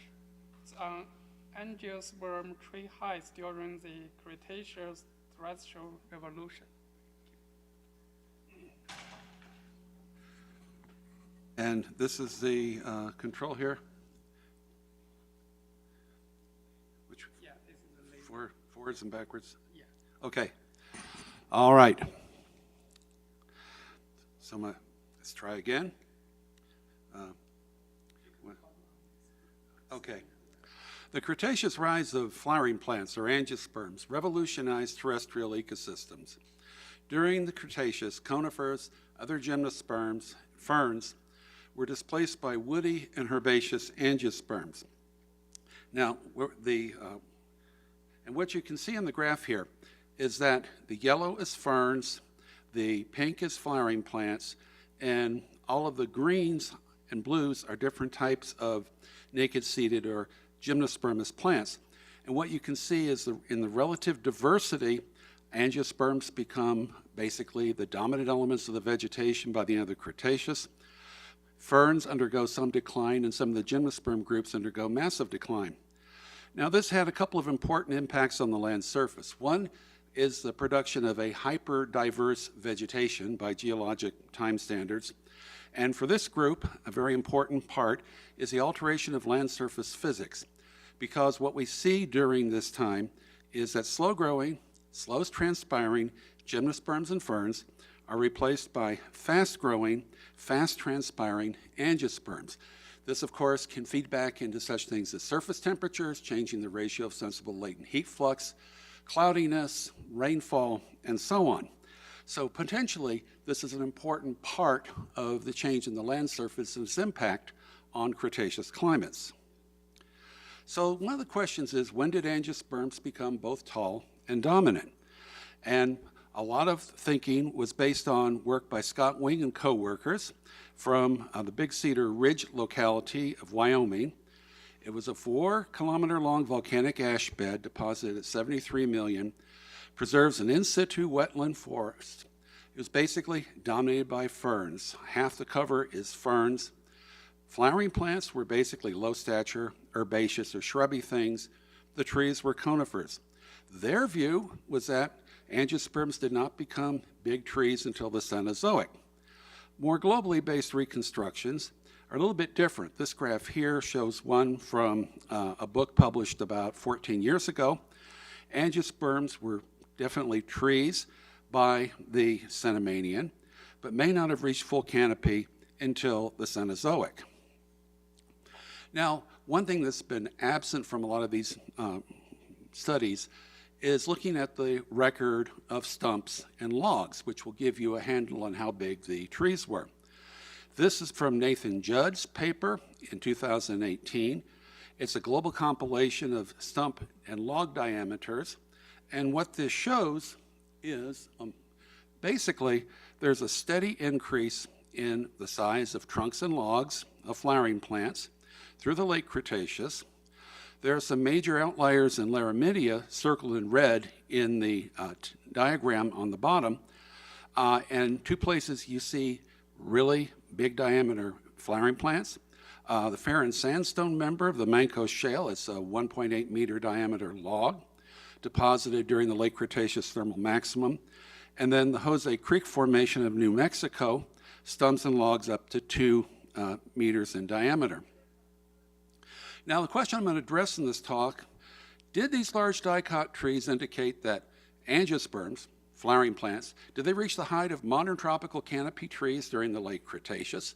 If so, this is prior to the Cenozoic. And the question is, were these things important components of Cretaceous forest and vegetation? And if so, in what environments?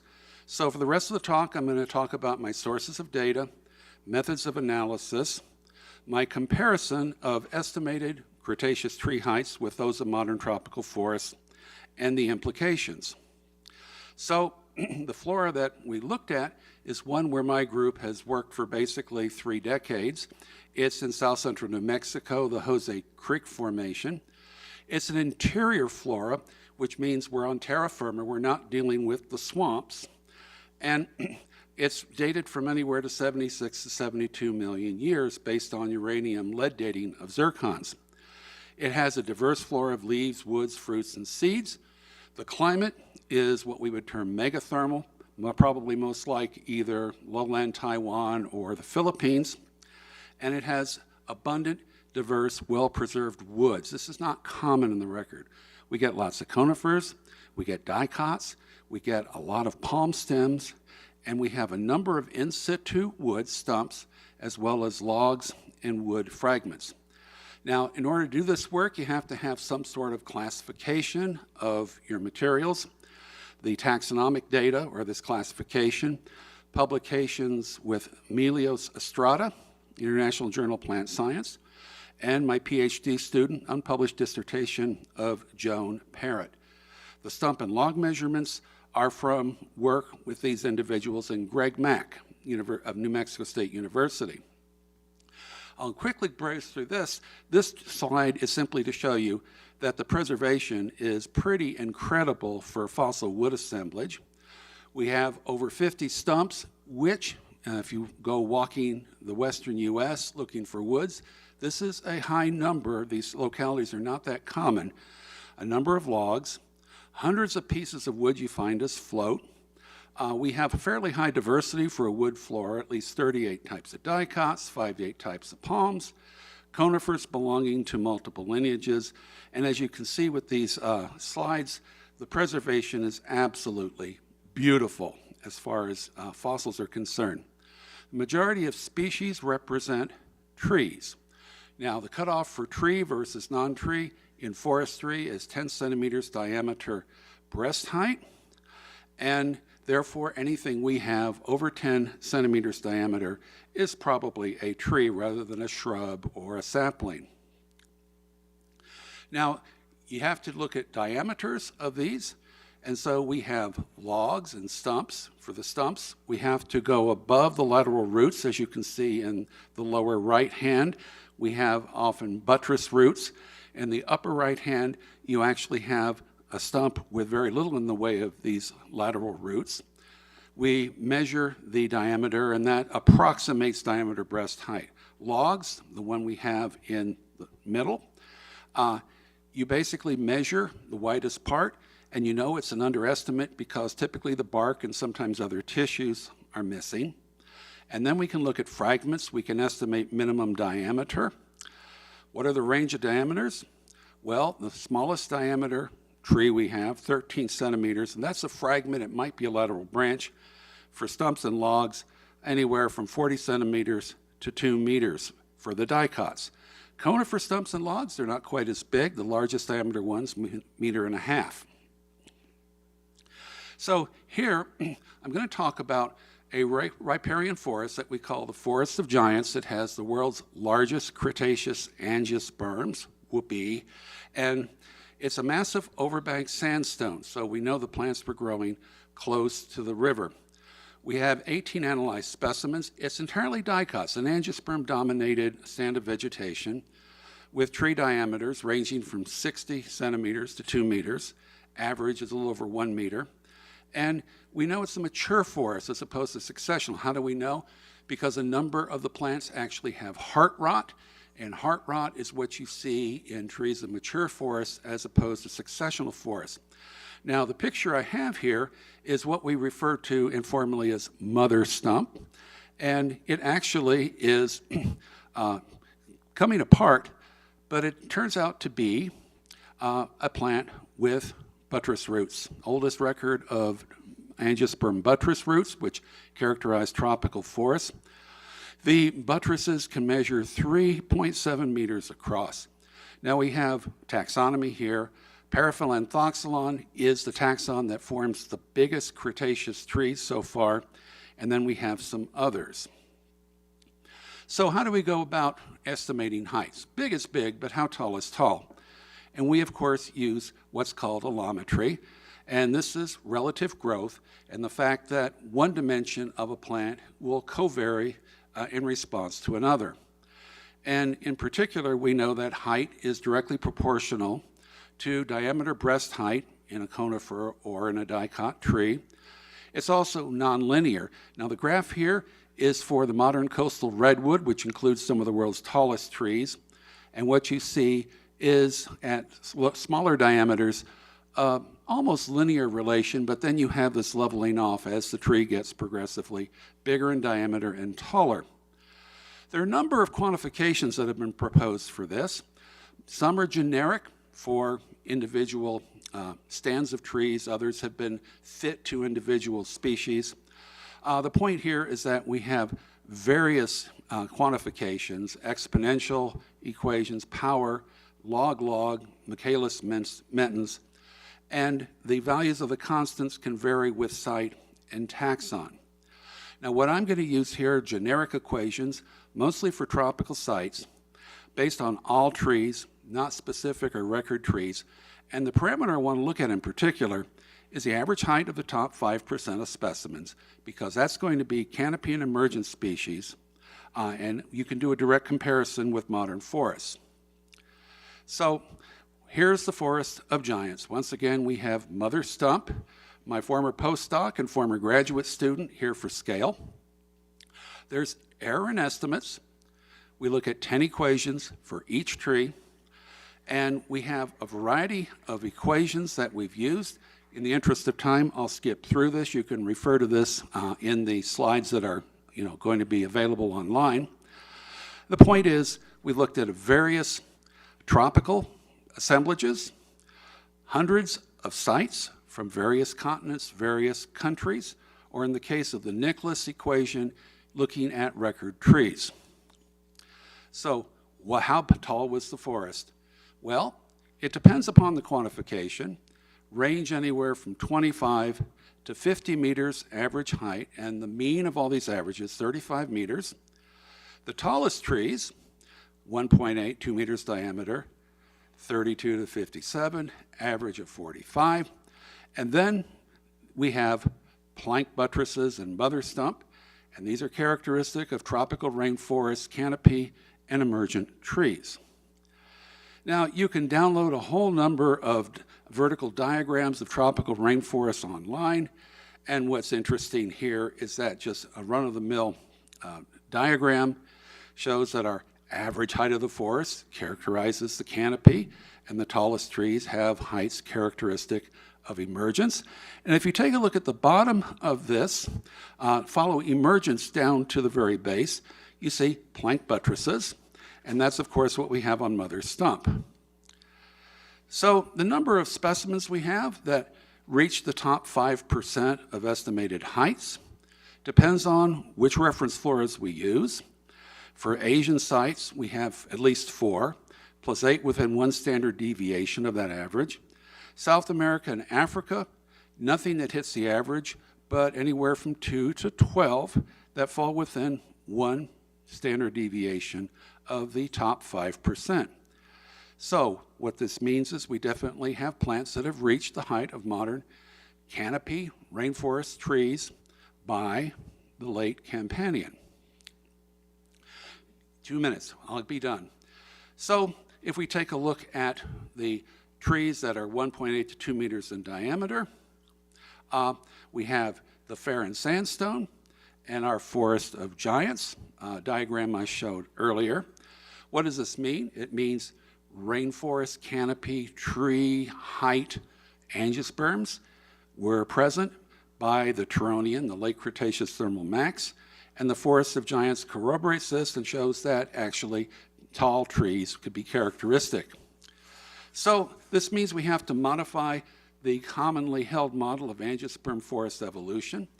And these canopy height dicots are not just a Cenozoic phenomenon. They actually came into being during the late Cretaceous. What we don't fully understand is landscape variation. We know that coeval wetlands with large conifers, also from New Mexico, were basically conifer dominated. You can find dominant dicot trees, not quite so big, on floodplains. What we don't know is if these tall dicots were restricted to regions of megathermal, that is modern tropical thermal parameters, until the Cenozoic, or what? And on this, here are the acknowledgments. I'll be happy to take any questions.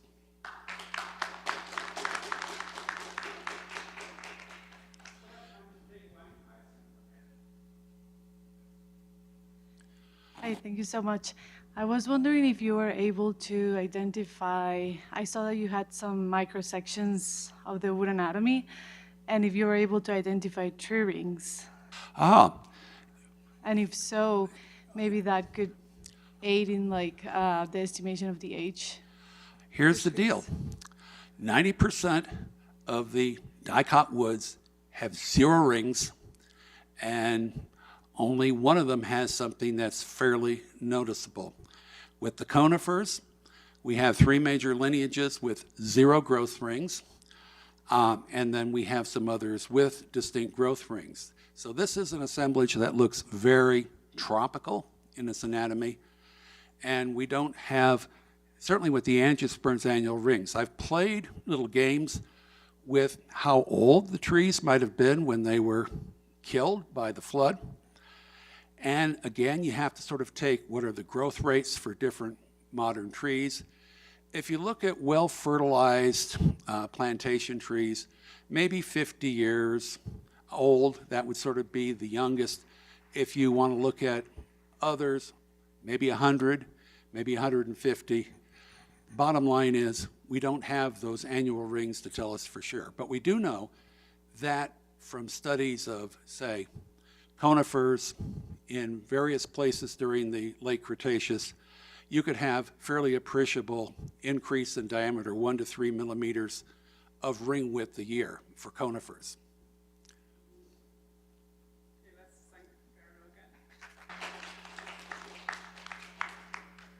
You can find Gary during the break if you have more questions. Let's move on to our next speaker, Maya Hessler.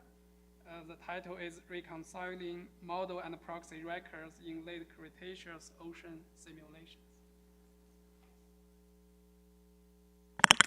Gotta move the mic down a lot. Yeah, hi, it's so good to be here. I'm gonna talk about a late Cretaceous ocean simulation we did, specifically in the Maastrichtian. This was the first part of my master's work at Louisiana State University. I just finished my first year at the U of A in Jess Tierney's group. And I'd also like to acknowledge that this is supported by a big NSF grant about the KPG extinction event. So this was kind of the ocean model validation section of this work. And we found some interesting results here because people don't usually use the BGC model in deep time. I don't know how to. Okay, sick. Yeah, so talking a little bit about the model itself, we worked with the CESM2 codebase, but with CAM4, POP2 with Marble, CLM4, and CIS4. The model resolution was a degree in the ocean and 1.9 in the land and atmosphere.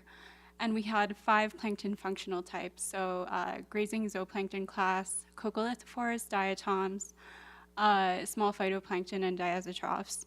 And we also had explicit biologically mediated carbon isotope fractionation. Our Maastrichtian paleogeography was from Markwick and Valdez, which you can see on the right here. and our atmospheric CO2 concentration was 850 ppm, and the methane was 2,400 parts per billion. So the first question we really wanted to answer in terms of model validation is how do simulated temperature profiles in circulation compare to the proxies we have for those.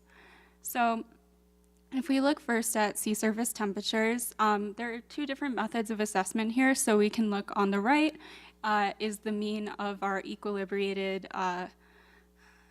the mean of the last 100 years of our equilibrated simulation. Thinking of Adam's talk, we did 4,000 years of a run, so it's pretty good. And you can see in the markers different proxy types. The squares are planktic foraminifera, the circles are tex, and the diamonds are diatino of brachiopods or mollusks. And which can be a lot of things, something like a clam with a different radial symmetry, or something like a squid that can move up and down in the water column. And then the outlines of these are the outcomes of Wilcox distribution tests. So thinking about whether SST across the Maastrichtian and the last 100 years of the simulation have identical distributions. You might say sort of, you know, off the top of your head, the answer is probably not. And that's true, but it is one method of assessment. The green shows a chance of identical distribution greater than 25%, and the red 5 or less, and then pink and magenta are in between. On the left, we have a more, on the right, we have a more intuitive scatter plot with the one-to-one line. The x-axis spread shows the monthly range of sea surface temperatures, so we can get a kind of seasonal spread, and then there's proxy SST on the y-axis. So you can see that we have generally good agreement across the Maastrichtian Ocean, even in the high latitudes, which is always a source of some fear when you're doing hothouse climates. So that's great to see. When we look at deep ocean temperatures, this is about the same kind of plots we see. On the right, we have the shallowest temperatures, which show pretty good agreement. I didn't show the model temperature spread because the plots get really messy if I do that, but they do overlap on the one-to-one line. When we look at deep ocean temperatures, the ones in blue show depths between, simulated depths between 100 meters and 3,000 meters.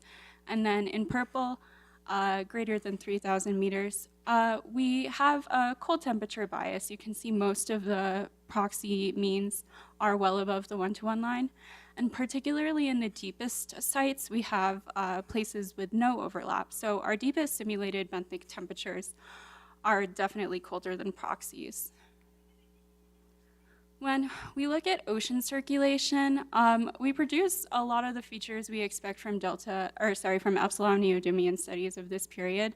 So showing with the arrows, we have this strong westward circumequatorial current.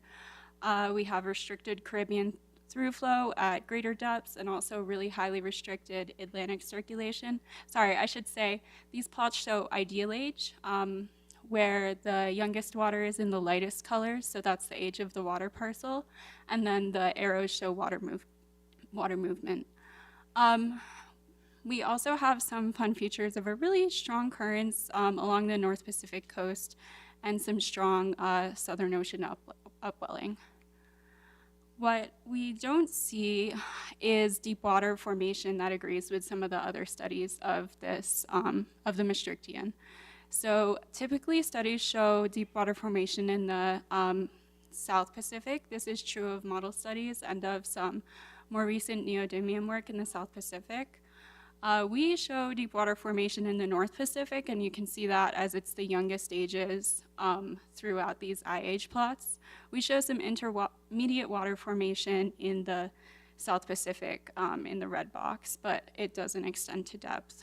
So what I think is happening here is that our paleogeography or paleobathymetry has a much higher latitude North Pacific coast compared to a lot of other studies.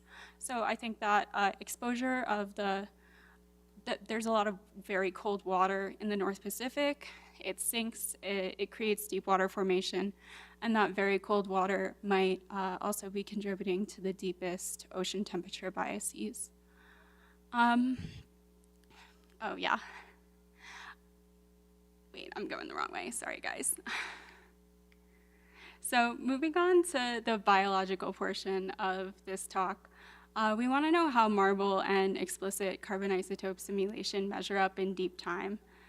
So just looking at productivity overall, first of all, we have in panel A, net primary productivity, then moving to the right, diatom carbon fixation, small phytoplankton carbon fixation, and then on the bottom, coccolithophore carbon and diazotroph carbon and zooplankton biomass in panel F. You can see that NPP is very high in the eastern equatorial Pacific and driven by very high diatom productivity in that area. We also have high productivity in the high latitudes, again driven by diatoms and also coccolithophores. You can see a kind of southern calcite belt in panel D, which is pretty cool.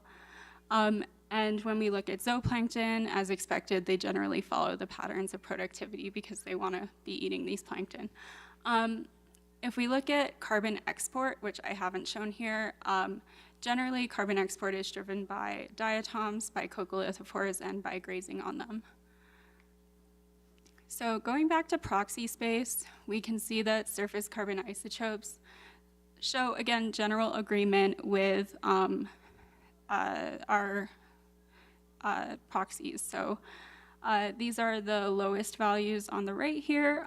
We assess the values from the highest taxa of proxy species at each site. So the group of species or the species that has the highest average delta 13C values, and this is because those are believed to be the ones closest to the surface. So if we want a surface comparison, that's the best way to do it. Here's some on the right, and then here are some of the higher values. And again, we see pretty good agreement. When we go to simulated benthic carbon isotopes, we definitely see a division between Pacific and shallow North Atlantic sites on the right here, which are generally on the 1-to-1 line. They generally show pretty good agreement. But when we look at deeper Atlantic sites and Southern Ocean sites, those simulated isotope values are very low and much lower than proxy values. You really see it come off the 1-to-1 line.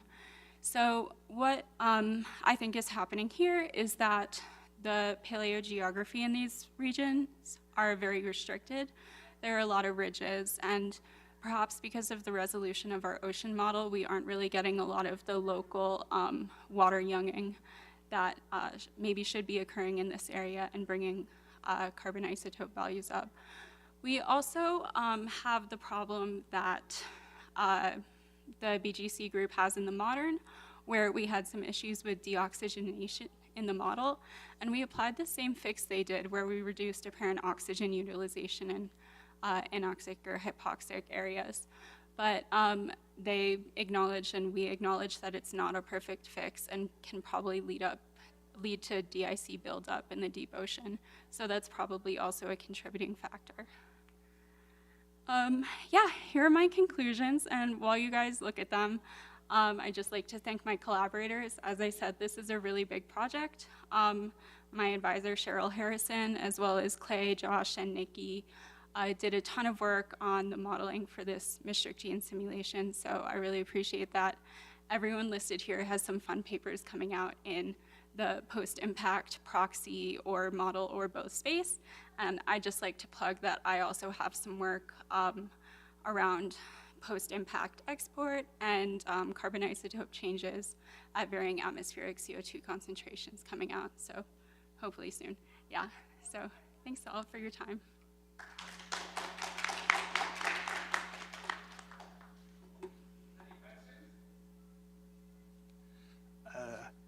Thank you. Nice talk. I just wonder, how do you initialize your biogeochemistry? Yeah. So we do a couple of different things. In a lot of instances for nutrient inputs, we use a zonal average of pre-industrial conditions, which is, I think, pretty typical in deep time work. And then for river input, we also kind of average things out and then just apply it to the edges of the continents, which is in like a 2 or 3 grid cell thick border. Yeah.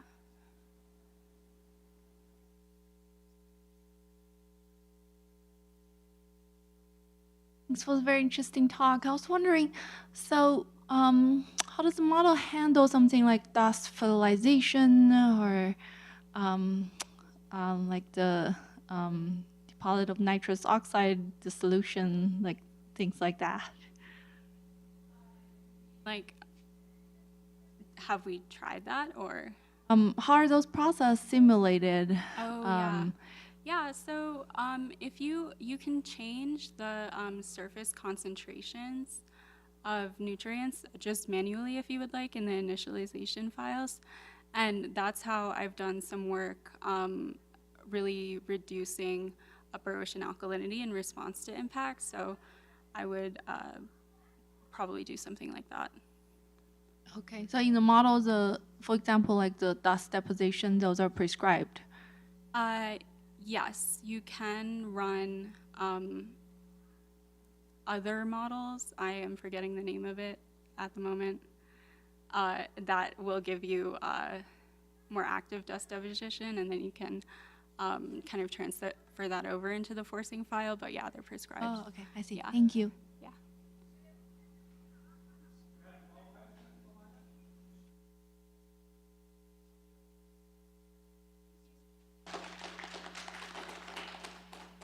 So the final talk is by Feng Zhu. It's about advancing deep time climate reconstruction using a new online paleoclimate data simulation.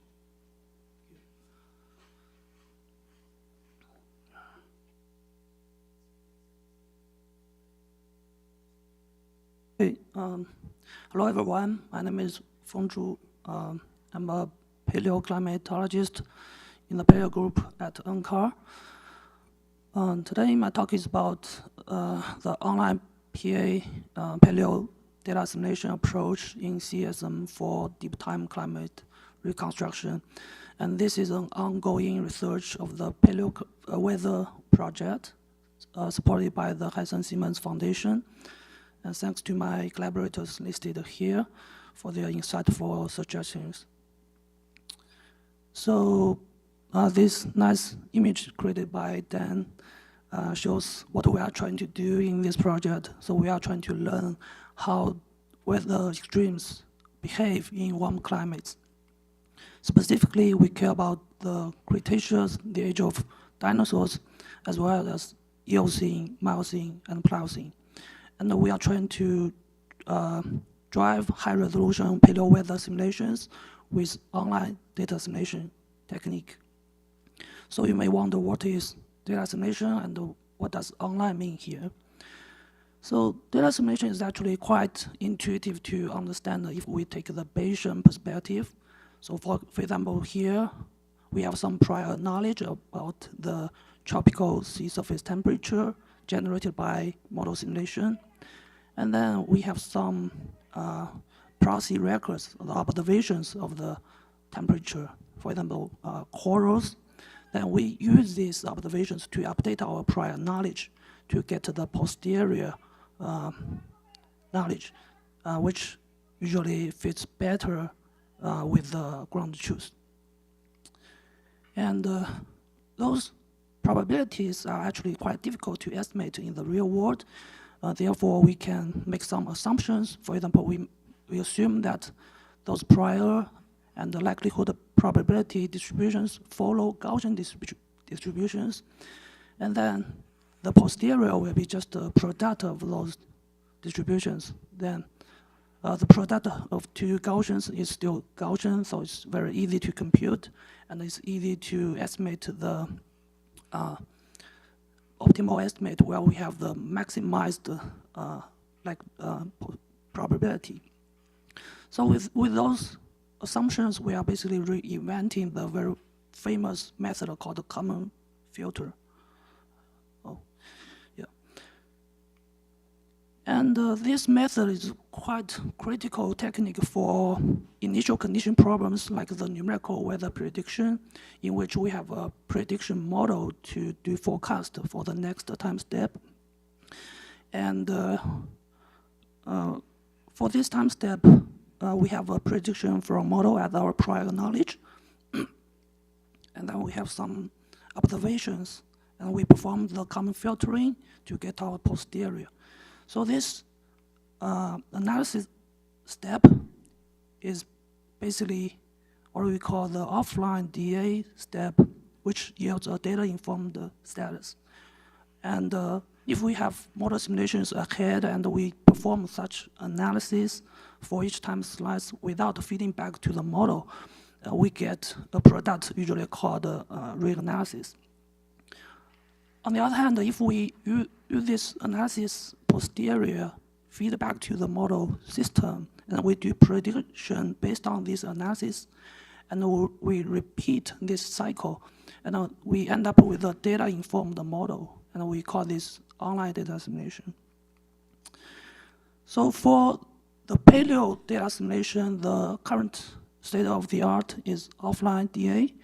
It is initially applied to last millennium, and then last glacial maximum, and the PETM, even the past 500 million years, also the Pliocene. So it's a great success for offline DA. Then why would we pursue online DA for our project? So as mentioned, the offline DA has some linear Gaussian assumptions, and it provides a data-informed states. But with online DA, we can get a data-informed model, which comes with much richer information about the whole climate system. So basically, we are combining model and data using nonlinear, non-Gaussian dynamics.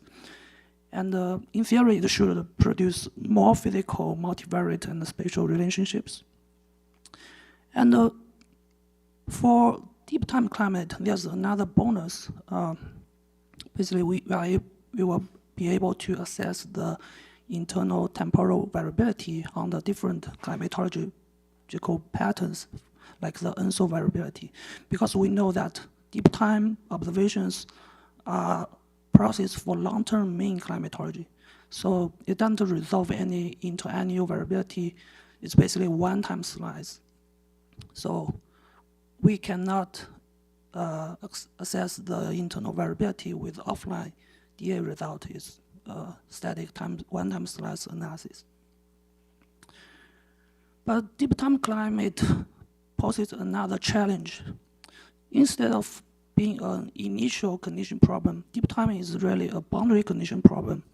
For example, here M is our Earth system model. Theta stands for a collection of boundary conditions. For example, our CO2 levels, and X is our climate state, like the GMST. So here, assuming that this is the ground truth, but in our climate models, we usually have biased boundary conditions, like biased CO2. Then we end up with some biased GMST estimation. And the ideal approach to fix this problem is that we update the boundary condition. We correct them to get a state that's closer to the ground truth. However, we know that our model is quite slow and expensive. It usually takes hundreds of model years or even thousands of model years before we can get an accurate estimate of the climate states. So it's not really feasible. We take this ideal approach. And a more feasible approach is that without correcting the existing biased boundary conditions, we can actually add a additional forcing based on the observations to compensate the impact of the biased boundary conditions. And we hope we can get the final states estimate that's more closer to the truth. So that's our idea here. So here we propose a new online Paleo-DA approach in CESM. Our goal is very simple. First, we want to fit the SST proxy observations. And second, we want to have a running data-informed model. So here's our scheme. So we first perform a common filter analysis step to get a optimal estimate of the SST field, which is usually reliable with the offline DA procedure. And then we use this field as an SSD forcing to our system. And essentially, we are trying to do a flask correction. Here we are comparing the transient model state at each time step against our target SSD field. And we get some tendency term, and we apply this tendency term to the climate system to impose this SSD forcing. And in the end, we are able to correct the climate states. So there's an existing feature in CESM called restoring. So Peter Gent mentioned this yesterday, that they used this technique to spin up the CESM1 simulation 30 years ago. And today we are using this technique for our online Paleo-DA purposes. So here shows some preliminary results. It's an ideal test on Pliocene case. We basically use one simulation as our baseline prior field, and then we use another simulation with a different COT level as our target and our choose for validation. So basically we are evaluating what we get in these two steps. So SST is our target, direct forcing here. So we see that there's some difference between baseline and the target. And this field shows what we get after the restoring procedure. And if we compare against the target, we see that the bias is largely reduced. This is expected, it's forced. And then let's look at the land surface temperature, which is not directly forced, but we see that after restoring, the initial bias is largely reduced. So this is a good sign that the climate system is adjusting some other climate fields with dynamics that's not directly forced, but it's evolving in a more physical sense. So here we get a quite good result. And another variable that's directly linked to SST is our sea ice area. Here we see that there's some improvement for the Arctic, but not so obvious for the Antarctic. So I assume that SST plays a more important role for Arctic than what's happening in the Antarctic. And we also care about the precipitation. So here we see it's not a significant improvement for the total precipitation rate. We get some small improvement for the tropical region, but not the other regions. My interpretation is that for tropical regions, SST may play a more important role. It triggers some convections, but for other regions like the high latitudes, mid latitudes, it's a more complex process for precipitation, and we notice that we haven't really corrected those cloud physics parameters. So it might be the reason that we are not getting much improvement for those regions where SST is not the leading drivers. It's also the same case for salinity. We get some improvement for the tropical regions, but not everywhere. So the improvement is very minimal. Here shows the result with the deep ocean, the mark. So we see that after restoring, the mark is really getting worse. This is kind of expected behavior because with the restoring, with the data assimilation, we are really hitting the original climate system with new information. We are like hitting the bell. And it takes time for the deep ocean to settle down with those new information. And so it depends on your goal of the research. Okay. For our paleo weather project, we care about those relatively shorter time scale for weather, so this deep ocean might not be a big issue. But if you care about the deep ocean, you might want to do this restoring for longer time period to get more equilibrium. And another aspect we care about is the temporal variability, the internal variability. Here shows the seasonal cycle, the baseline, and the target, and the restoring. We see that restoring is really getting, improving our baseline simulation to be closer to the target. It's the same case for the directly forced SST, and also the indirectly affected land surface temperature. Then this shows the Nino 304 interannual variability. We see a big problem with restoring that it's reducing the interannual variability by a lot.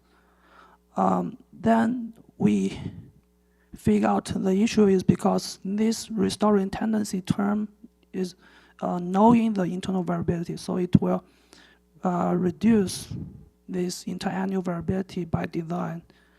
To fix this problem, we figure out another approach. So basically, after this standard restoring, we get the long-term climatology term, and we use this to compute a fixed tendency term for the restoring. So this time we are not imposing any internal variability here, so it will not be affected. Since the HPC was done, here I only have another case from a lower resolution simulation for the Miocene. Here we see the same behavior after restoring, the interannual variability gets reduced by a lot. But once we impose this fixed tendency procedure, it's able to recover the interannual variability, and it's closer to the target compared to the baseline. So this indicates that this procedure is really working well. So yeah, to summarize, here in this ongoing study, we propose a new online paleo-DA approach in CESM for deep time climate. And we perform an ideal test and get a data-informed model that fits the SST observations and yields an overall dynamically consistent multivariate states. We are also able to assess the internal variability on the different climatology patterns, but it's much more expensive to run compared to offline DA. It's like days versus minutes. And these are still preliminary results, and we welcome any comments and suggestions. So please let me know if you have good ideas. Thank you.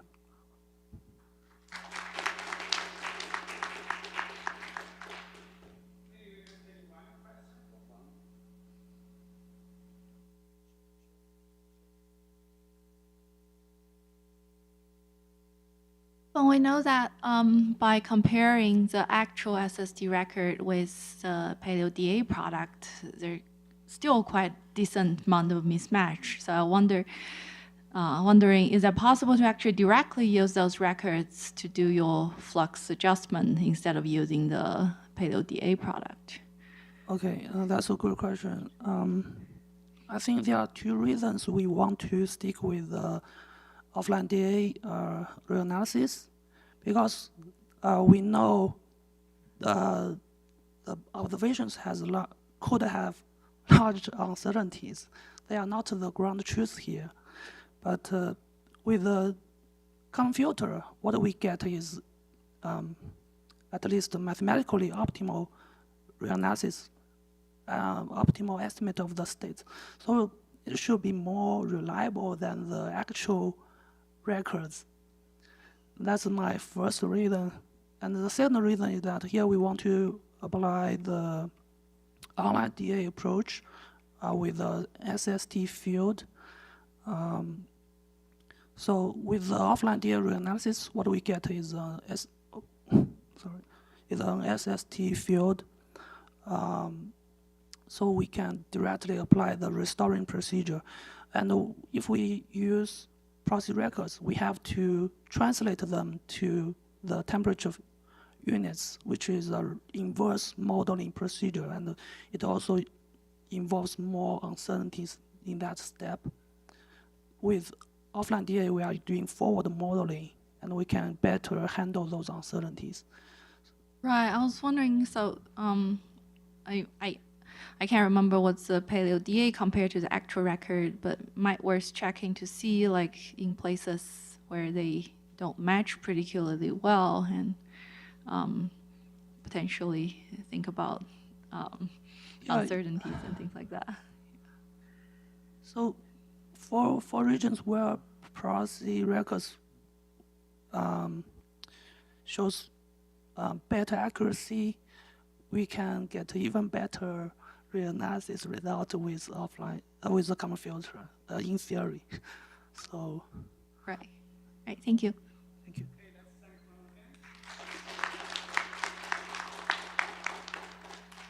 Okay, this concludes our Paleo meeting at this workshop. And what's going to happen next is we have a CESM plenary wrap-up and discussion that will start from 4:15 to 5 p.m. And after that, we will have a Paleo happy hour at Senators. It will start at 5:30, and everyone is welcome. And let's get together maybe at 5:30 at near the front door, so we can carpool together. And for some of us, we have cars.